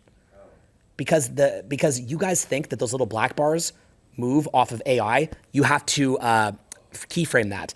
So you've got 20 people keyframing all day long in places that you're renting. You never think about this. That camera has X amount of uses till you have to replace the camera because it's obsolete. The camera, the editing training, the camera work, it was insane. It was like a psychotic mission, all out blitzkrieg, okay, for decades. Just just me just driving this thing. Just driving this thing. Like, this is what we do, right? And just driving it. And it's like the sheer volume of like all that work of production, editing, post-production, all that stuff, hotel rentals. I did countless iterations of it. I redid it and redid it and redid it and redid it to get it perfect, exactly how I want it. Just learning how to do the transformation work. Do you remember in that program, there's there's transformation work in there that I'm doing? You remember some of like the core principle segments and things like that? Do you guys understand how many years it takes to do that fine comb of transformation work, that you understand how to transform somebody like that? Like all those little exercises and the repeats and the iterations and the experimentation. It's endless. It's fucking endless. Right? To be the best you can be. And I just obsessed over this for decades. So, and all to like basically be on this rocket ship ride of reputation, sitting with presidents of countries, sitting with top entrepreneurs, and being respected as like the top coach in that field. And then getting basically all that ripped away to where you could barely walk down the street and not have people think very different of you after what we went through. Because culture changed. So we had complete mainstream acceptance. I was in almost like what you'd call like a young Bilderberg group when I was younger. It was called the Summit Series. I got receipts on all this shit. It's called the Summit Series, okay? Created by Elliot Bisnow, Jeff Rosenthal, Brett Levy, all these guys, okay? You can look it up. And I was friends with these guys, and they created like the top-notch young entrepreneurs group that then all of a sudden Bezos is showing up, Clinton's showing up, and I'm kicking it with these guys, and these guys are like super fans. So literally they're paying for me to come. Other people pay to go. I'm being paid to go. They're bringing me around. I'm like at tables these guys. I'm like, I'm super out of my depth. Super out of my depth. That's why I wound up coaching all these huge big tech guys. The biggest entrepreneurs in the world are my clients. I wound up coaching these guys. Yeah, dating and other stuff too. So, because I can also teach them how to do internet marketing type stuff. Because a lot of them don't really understand marketing. They just use big budgets to do very basic marketing. I also taught some of them how to fight, okay? And not fighting, but like how to fight for culture. And you've seen huge changes that have happened in recent years of people that I coached that did very risky things that hurt their business, but helped society. You've seen this actually play out. So, so it's like, yeah, just think of anybody that kind of sounds like me. So you can just use your brain. So the point is, again, look for loose affiliations, okay? I can't get quotables though. So the point is it's one of these things where, I've been through that and then you lose it, right? And so, and here was the best one. This was like the last one that broke me, okay? Broke my soul. I get the damn self-help company going. I'm sitting in Miami. I think we've just made $370K off this big event. The budget's like the boat finally floats. It floats. It floats. You know, right? Because by the way, at any moment, you got to understand, through all this risk, at any moment, I can just talk into a basic level camera and do YouTube and pay myself $200,000 a month. I can stop all this shit at any second. I've got a ripcord. $200-300K a month, pull the ripcord, work 5 hours a week, I'm good. But no, I'm fucking crazy, bro. And I'm like, I'm not gonna back down from the vision. Nothing's gonna stop the vision. It gets to the point that you imagine that you're like, I mean, this gets like madness. Like, it's like, you start being like, I am the vision. There is no me. I am the vision, right? And then you imagine that you're this like, almost like this like you ever seen like the movie Dune where there's this like little bumblebee thing that like can kill somebody? It's like this little bee thing. You imagine that you're this like microscopic like needle, and you're so congruent and like aligned that like anything that comes up, you could just like slice through it like it's cheese or warm butter, like any obstacle on earth. And you're just gonna, it's like, there's nothing but winning. Nothing but winning. And you're like being pummeled from every direction, right? Like every direction, your reputation, your ego, you're tired, your body's tired. Like it's like everything's just fighting you, right? And you're like, right? And here's the best part, like all these fucking morons, like they look at you as you're doing this and they're like, I think that he's a scam. And you're like, I am the needle, right? It's like, right? You know, right? It's like, you know, or people like, I watched that video and it sucks. You know, you put your soul in this thing. I put my soul. Well, your soul sucks, right? It's like, you know, right? It's like pros and swine type shit, right? Not that I could improve or take feedback, but it's not real feedback. So it's just like, so it's like, but you've given, like, do you know what it's like to truly do your hardest punch? Like to really build, like when I did Blueprint, that was the best I could do. That was my hardest punch. One of the hardest things about when you say I'm gonna, like, you have this vision in mind, like, if I ever wanted to, you know, I could like, you know how like every girl thinks that she could become a stripper and get $1 million? Every girl thinks they could do OnlyFans. Like, if I was trying to do OnlyFans, I'd be a millionaire. Then they do OnlyFans, like they make like $50. They're like, oops. So the thing is, like, you always imagine what your best effort would look like, but few people will ever take their hardest punch, right? You always imagine what it would be like to travel the country. Few people will ever do it. So you've got to kind of psych yourself into this. Like it's like a fucking mind psyching, right? That you psych yourself in this. So like the place that I went to be able to do this was like, I gained energy from work. Like, Ibrahim, bring my backpack, okay? Like from the back, if you could just help me out. Okay, it's in the back corner over there, okay? In the very back corner. Like, I'm like, more power! We need more power! Okay? Like this is like how crazy I am, okay? Like this is like on like the light end. Like this would be like, can you see this? Like this would be like on the low end. We can just see what a freak I am. Okay? Like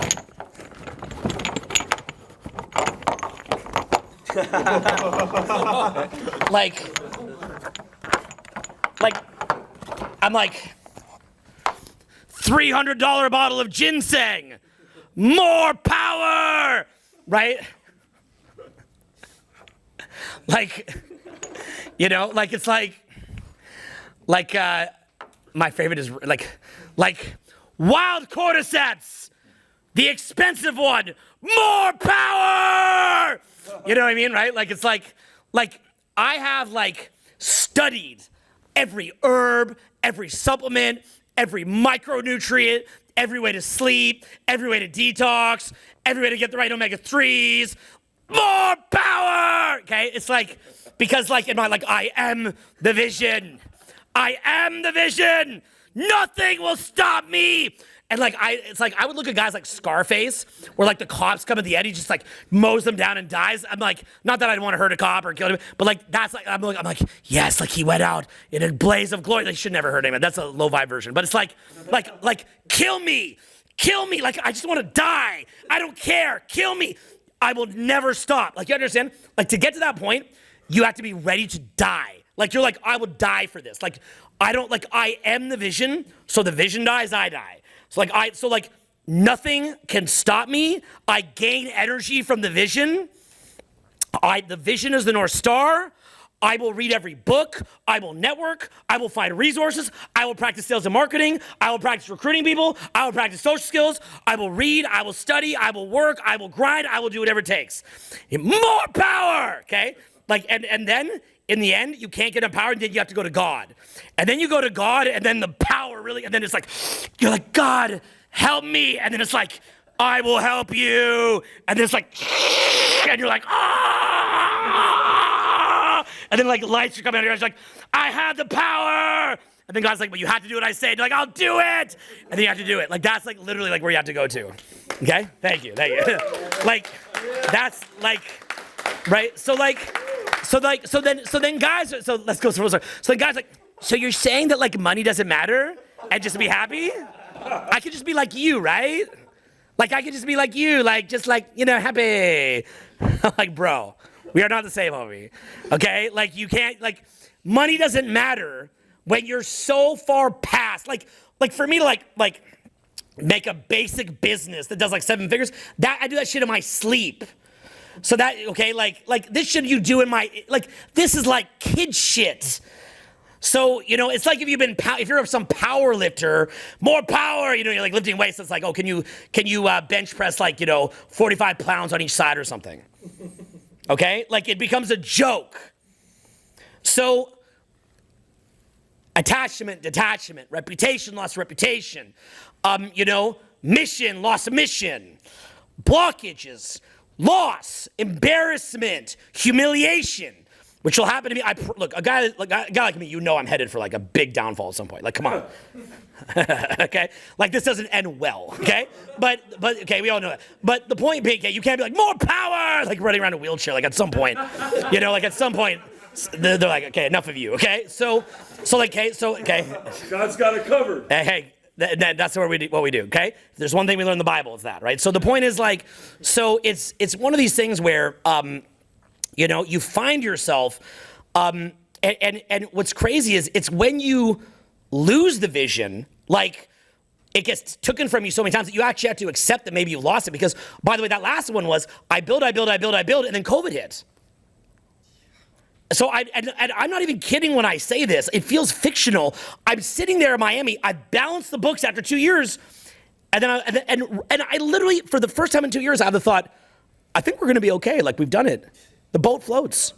And then I'm like, how come it's model season in Miami, and like this place that normally has all these girls is kind of empty? Uh-oh. And then lockdown's about to happen. I lost the business, guys. You guys have seen me lose the business many times. You just don't know because I just run. You guys just know me through like YouTube, right? You guys don't realize I have a whole company outside of YouTube. Okay, I know like he's a YouTuber. Okay, I've got a list that I built over 2 decades that goes. Okay, YouTube is just me dicking around. Okay, like for those of you guys that came out with me last night, me talking here at seminar is nothing compared to us going out last night, and that was just a taste of it. So there's a whole world that I'm in, that I teach and things that I'm doing that is far deeper than a YouTube video. People just know me as like a YouTuber. How many subs do you have or something like that? So, okay, I'm not just doing like a YouTube video. So what happened was I lost it again. The business couldn't float, right? And that was when I hit a point where I said, you know what? I kept saying that at some point I'm gonna go do what I wanna do. I'm actually more broke now than I've ever been. But I'm gonna go do all this stuff while I'm broke. And I figured out how to do all those trips and work only 2 months a year while broke. Now that sounds paradoxical, right? That was the funny thing, because I had been to Vegas so many times, and I always kept saying I was gonna go to the Grand Canyon. You just jump in a helicopter from Grand Canyon, or a helicopter from Vegas for $200-300. You can be at the Grand Canyon. Every year I go to Vegas, the same I do, I never do it. Because I care about clout and building and the vision and power, right? So I'm like, no, this is not gonna be for more power. This is not gonna be for the vision. I'm gonna take a pause. I need to take a pause, and I need to figure out what the fuck I'm doing. Like, this has been great.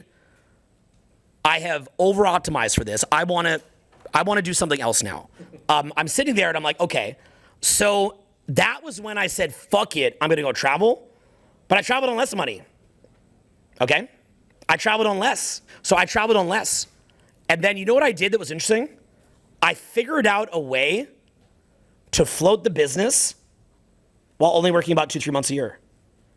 And I did what I want to do, and I thought about what I want to do next. I took 5 years, first of all, to do something for my damn self, only for me. While I did it, I shot videos on the road. And what my life would look like is, I'd go out to Maine or Montana or Wyoming or Utah or Oregon, and I would go rent an Airbnb in the middle of the forest, up in the mountains. And I'd be out there with my buddies, fireplaces going, and I would just engage with nature. And in a weird way, and I'm not saying that I have some ability that you don't, because I think we all have this ability. We all have it, by the way. But it's talk to God. But when I say talk to God, I'm not saying that I'm hello, God. It's something that all of us can do. The way you talk to God is you go into your highest self and you see what your mind creates. What does your mind say and do from a space of non-attachment, from a space of centeredness, of being tapped in, and you'll just, like a dream that happens, but while awake, you'll hear what you need to do. Because you'll feel into it, and you'll feel, maybe I should do this, but it has a fixating, attached, frenetic energy to it. And then you say, maybe I should do this. And then maybe that and there'll be a bunch of them, but on the higher end, the other end of the spectrum, you'll have this feeling of it brings you to tears. It brings you to tears. And the way that I always felt when I was younger was, I felt like I could see that by me making an effort to try to, do good for the world, I could see that that was giving me access to knowledge and discernment and insight that other people didn't have. So, which all of you, again, this is not unique to me at all. This is baseline. This shit any human could do. This is baseline. Anybody could do this. I wound up becoming friends with Neil a little bit again, and he could do it, and he does do it, right? Anybody could do this. It's just, you got to recognize it. It's a little unlock that you have that anybody could do, but you just have to take the time to try. And so what happened, when I'm up here speaking, what I do is I feel into my highest self and I see what comes out. That's all I'm doing, by the way. So you do this not maybe publicly, you do it privately, maybe in nature, whatever, right? You go to nature, out of the fucking weird frenetic vibes. I don't know if it's 5G or what the fuck it is, right? I have no idea. But it's whatever the fuck that shit is that's in the city. And, you get out in nature, right? And you're out there and you're sinking to it and you realize the infinite. You realize all this reputation shit in the city, it ain't shit. The frills, the perks, the clout, it ain't shit. This is the underlying reality that lays on top of. And that has a pragmatic use, and that maybe sustains you and gets you some money. Maybe you find a mate in that environment, because it's hard to find a girlfriend in the forest. Good luck if you do, let me know. But the point is that, you hit a point where you talk, you go into your highest self and you sort of see what comes out. And you'll find that you really get very, very centered, and you find you get this feeling of absolute clarity when you know what you need to do. And that feeling of absolute clarity that takes time to find will give you energy and motivation that is messianic. It gives you a messianic vibe. You're just some guy. I'm Fred. You ain't Jesus, you're Fred. But it gives you that messianic vibe.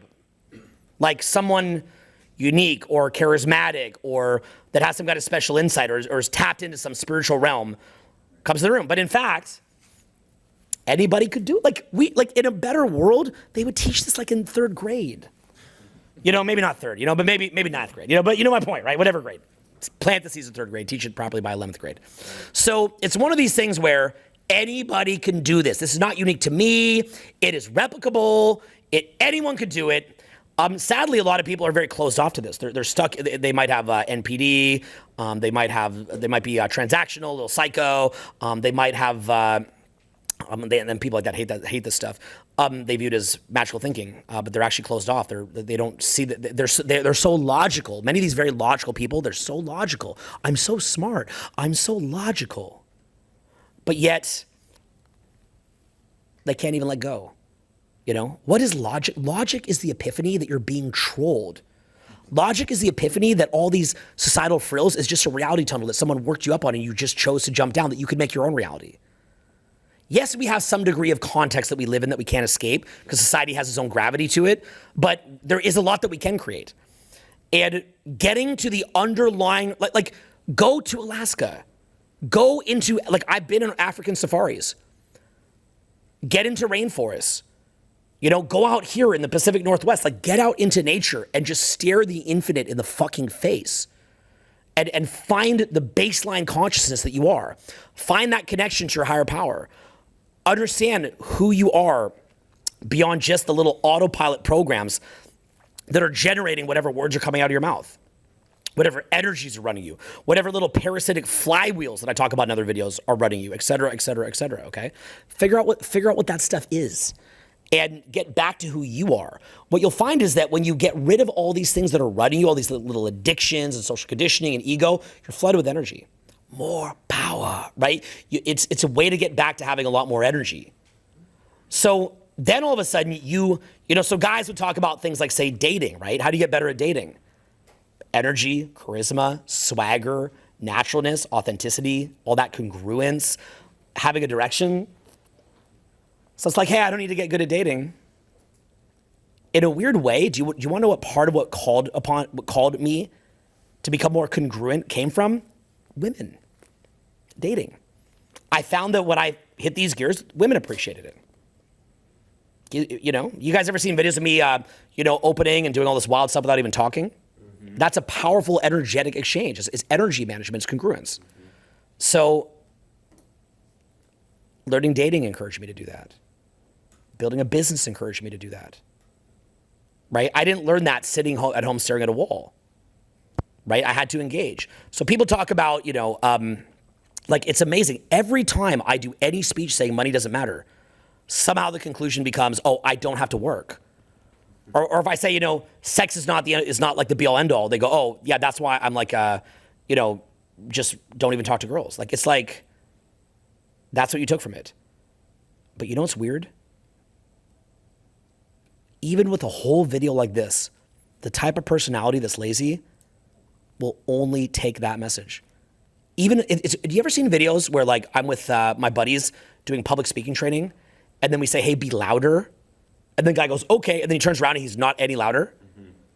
It's like a block. It's a fucking spiritual block. You remember I said earlier that like the answers are right in front of you, but if you're not ready and you haven't had enough pain, you won't take them? Watch those videos where I say, hey, you have to be louder. Like, you've got a top world-class public speaker telling you to be louder. You're here. You're here. Your income's on the line. It's going to affect your income the rest of your life, your social success the rest of your life. Maybe you want to step up to the plate? Oh, okay. Hey, hi. You're like, you got to be kidding. They're not ready to hear it.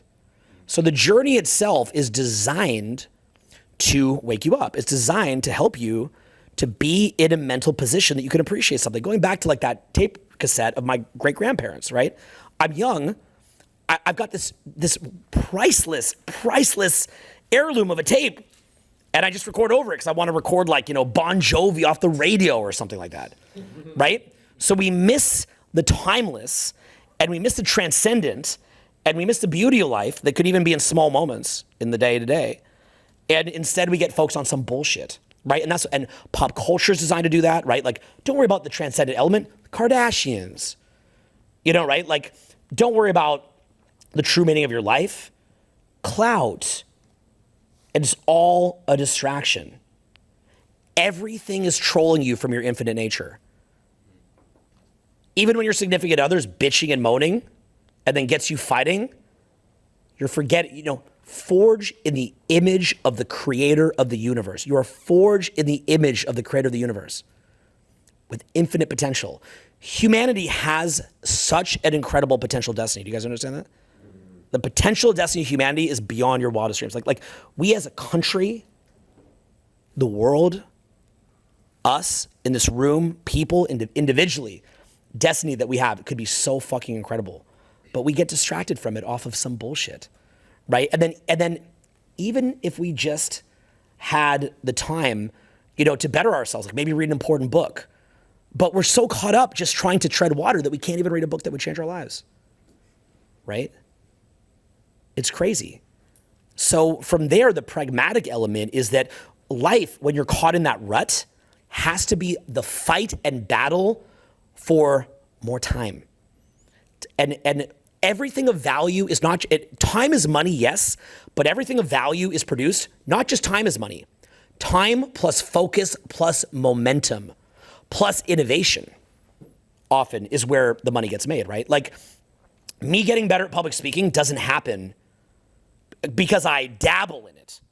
Me getting better at public speaking means I create the free tour, I come out, I set aside several days, I rent the venue, I get invested, the cathexis, I cathect, if I even got that right, I don't even know. And then I care, and then I come in and I rip it up. And then that's where the progress gets made. Yes, time is money, but like I have to create my business in a way that I have the weekend to come and travel to the city, book the room, fill everything up, do the organization, get the cameras, sit down and free associate and make a speech out of nothing and try and practice. And that's where the money is. That's where the value is. That's where the transcendent experience is. Okay? Likewise, for social skills, you have to build your life in a way where you can go out on the weekends. Well, I'm tired, I don't have time. Well, then fucking good luck. Okay? Because you've got to go out and the real progress is made in a, like what was I showing you guys last night with only one night to show you something? High states of momentum. High states of momentum, high states of social, state management, high levels of social skills. I'm just trying to get you in a state of absolute momentum where we can make as much progress as we can in the short time that we have. Okay? So that is where the progress is made. In fitness, I've been as low as 6% body fat before, not now. And I'll be there again. Maybe not 6, but I'm gonna go low again. And that'll happen when I take 2 years off travel, a little bit, but way less. And I'm hiking daily. I am clean eating.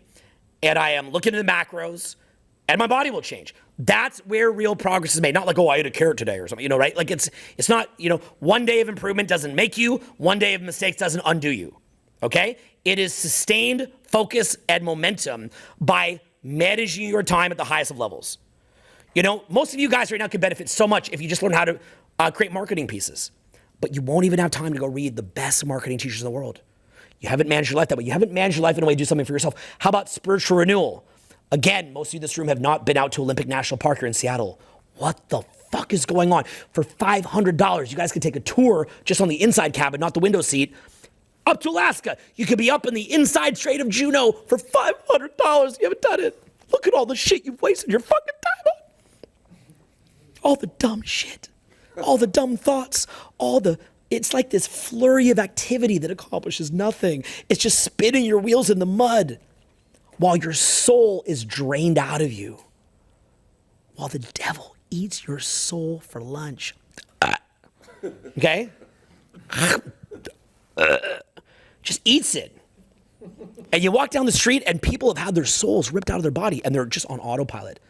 Ooh, just little autopilot neural networks firing, saying pre-programmed things, no sentience, and they're beautiful souls, and there's a little bit left, and they could be saved. That is what Christianity really means, by the way. In my view, in my personal view, that's what Christianity is actually talking about, saving souls, okay? That's what it's actually talking about. People don't understand that is real as you can ever imagine, but you've got to look a little bit between the lines, okay? It's not, and that doesn't just mean, Jesus is my Lord and Savior, and just say it, so you don't go to hell. It's an alchemy. It's a transformative process. The alchemy has to take place. The light has to come back on. That's what the Sermon on the Mount is about, okay? And read the Sermon on the Mount. But yet, most of you in this room, who here has ever read the Sermon on the Mount? Put your hands up. So again, look at how much in this room we haven't read that because the sunlight is too bright and we're afraid to look into that brightness, but we also might think that it's just a cult. So, because the people in it. So the point is like, read the Sermon on the Mount, okay? It takes 15 minutes, audiobook, David Suchet, read the fucking thing.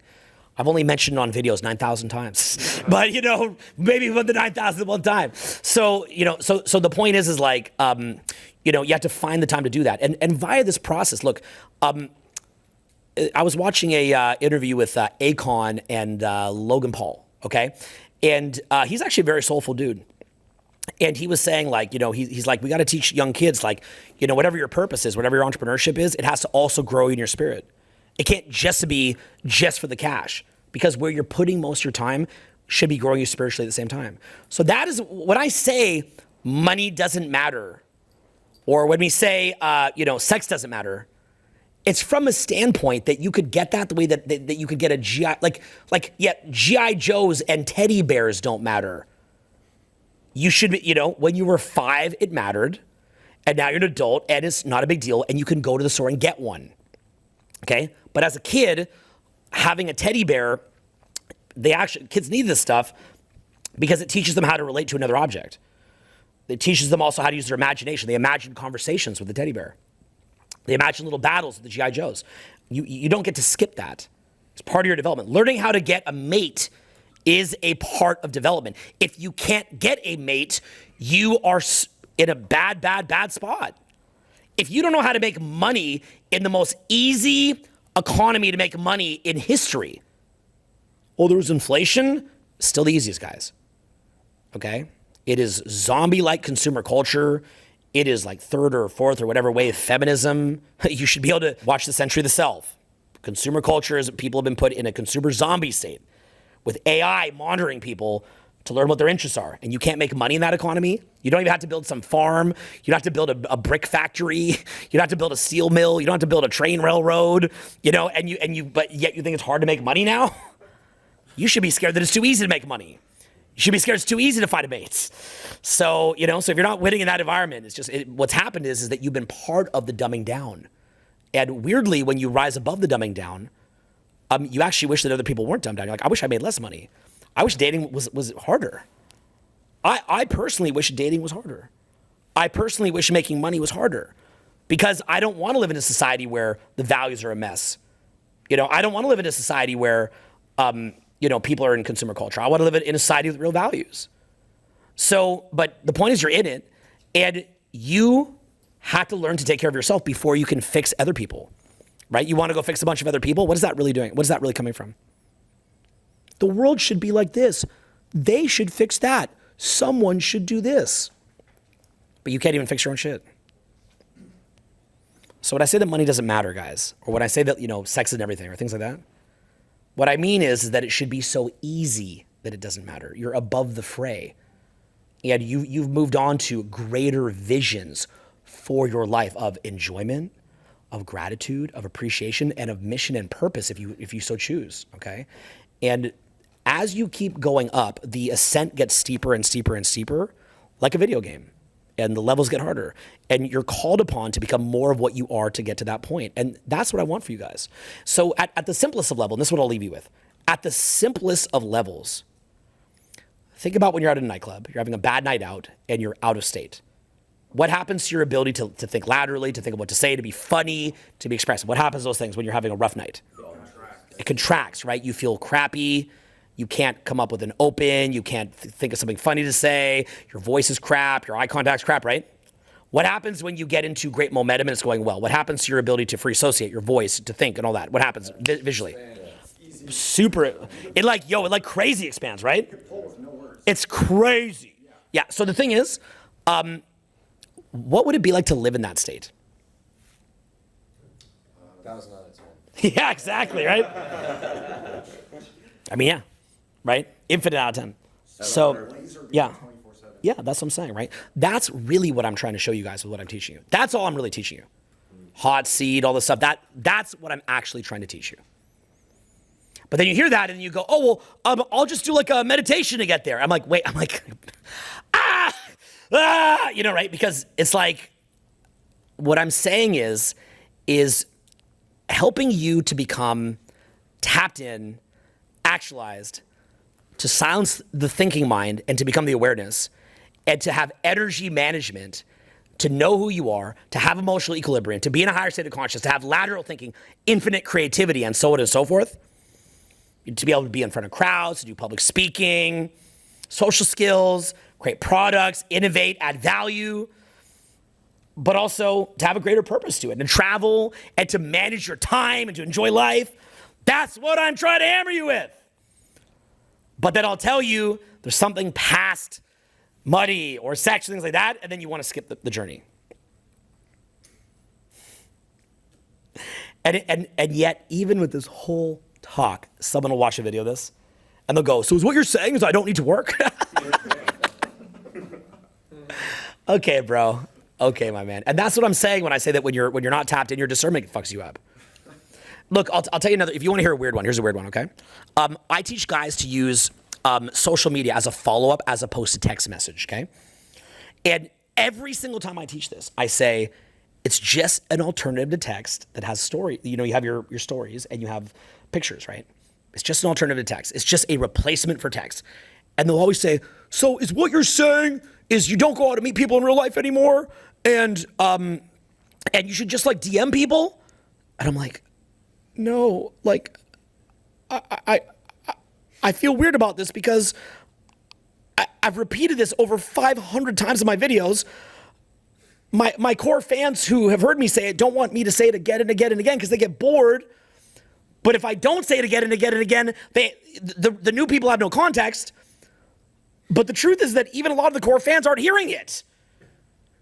Right? They're like, so you're saying like don't go out anymore? You just DM people, but I'm not a celebrity influencer like you, Owen. I'm not even that big, but like, you know, right?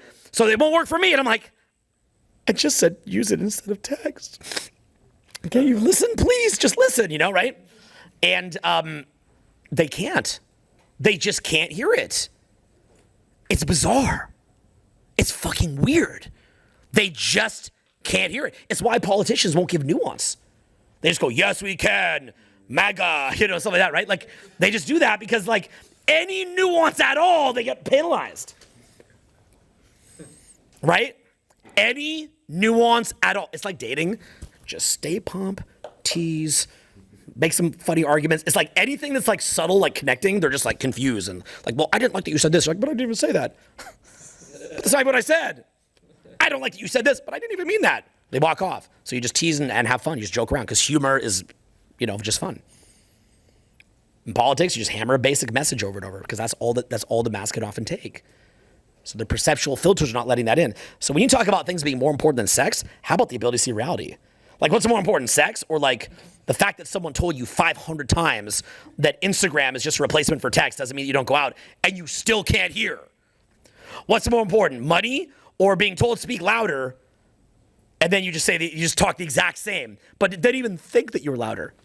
That's the crazy part. It's like you're like louder and then they go like they go like this. They go or they go and then you go louder and they go and it's the same loudness. They're like pretending to be louder, and then you go, no, actually louder, and they go, and it's like that's the same, but like they literally can't even fucking hear it, right? So you're like, what is more important for this person, money, or not being in that contracted of an awareness?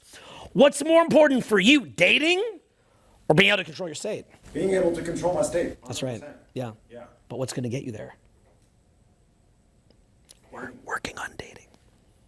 Because you have a mission. You have a toy to play with, right? It's like the teddy bear to play with. It's feedback to get better. It's feedback to get better. It's feedback. It's like a gym. It's like a kid playing with a G.I. Joe or a young girl playing with a Barbie. It's state control. You learn it. So we learn it through the next step. So I teach you guys these next steps because there's less people in these higher steps.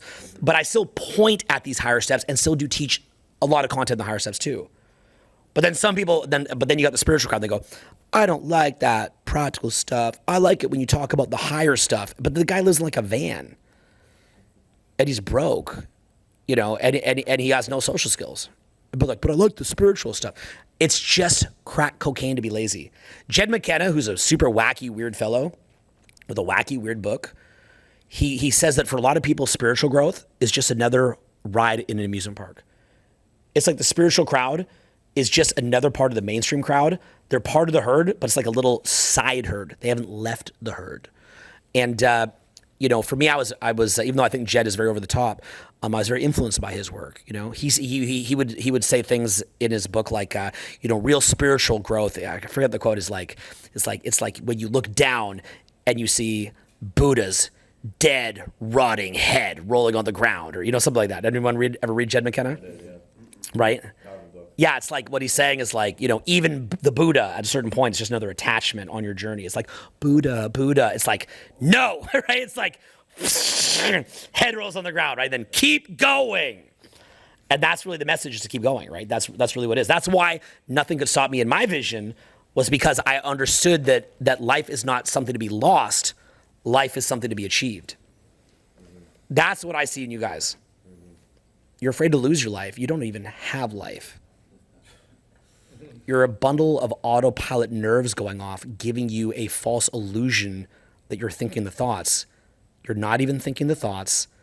Your autopilot brain is thinking the thoughts, because your higher consciousness and proactive will have not even been turned on. So you're so afraid to die, but you don't even have proactivity. And then you're like, oh, I'm going to die. You don't even have proactivity. Life is not something to lose. Life is something to fight to gain. When you're a baby, yeah, you're alive, like the baby comes out, it's alive, it should be kept alive. But that baby is not a proactive will yet. It just goes, wham, food, titty. Then it gets a bit older, it goes Santa Claus, Easter Bunny, Tooth Fairy. You ever notice that a lot of adults have their own version of Santa Claus, Easter Bunny, and the Tooth Fairy? Right? They can't deal with reality as it sits directly in front of them, right? They can't see an unfiltered version of objective reality without filters or magical thinking or softeners, right? They need softeners. Even a lot of the whole, like, everything happens for a reason, there's elements of truth in that, but there's also people that just die for no reason. So that is still a softener. It's rather that you can transmute any experience as long as you're alive. Okay. So the thing is that there's a lot of softeners out there, and as you go on your journey, you even lose, and the everything happens for a reason thing is like real in a way of looking at it, but it's a paradigm that you go even beyond that. Okay, is what I'm saying. So we lose the magical thinking, we lose the softeners, and we just go back into brutal reality, right? And then a lot of it actually from that standpoint, you sort of come back into what it is that you really want to do once you're awake, and you're, or at least whatever degree of awakening is sufficient to be proactive. And then you're like, what would be like a cool ass way to use my life energy, to expire my life? And, to like, what would I pour that into? And you realize ultimately that, like, mainstream society will eventually come apart, and there is no permanence, and there is no permanent legacy. But there's a great self-help story where they talk about, there's a little kid, and the kid is, he sees the ocean has come out, and then he's grabbing starfish and throwing them into the water. And then an adult comes and says, hey, there's starfish burning to death all over the world. You throwing a starfish in the water accomplishes nothing in the grand scheme of things. The kid thinks about it for a minute, and then looks at the adult like, you're fucking stupid, and then keeps throwing in the starfish, right? And that analogy is so potent. It's a cliche analogy, but so potent, because what it means is that even though there is no permanence, the decisions of how we act in life are paradoxically absolutely insignificant and meaningless, and absolutely significant and meaningful at the same time. Literally at the exact same time, okay? And so, every moment that you have is both fleeting and will eventually come to dust and eventually come to nothing, but it is also all you have. And so in that moment, we will never find infinite in the breadth, because we die someday, right? So we're not going to find the infinite in the breadth, but we find it in the depth, little moments, right? Little moments of the infinite, right? So, when I'm up here speaking, or when I'm out with you guys, or when you're in your journey and your pursuits, those moments of the infinite that you tap into, that is all you have. That's all you have.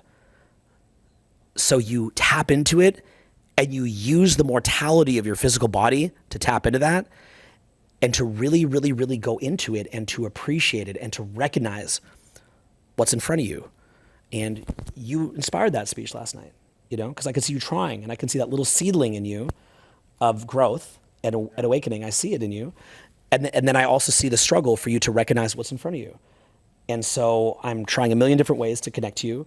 And I thought to myself overnight, I was like, what would I say to him today?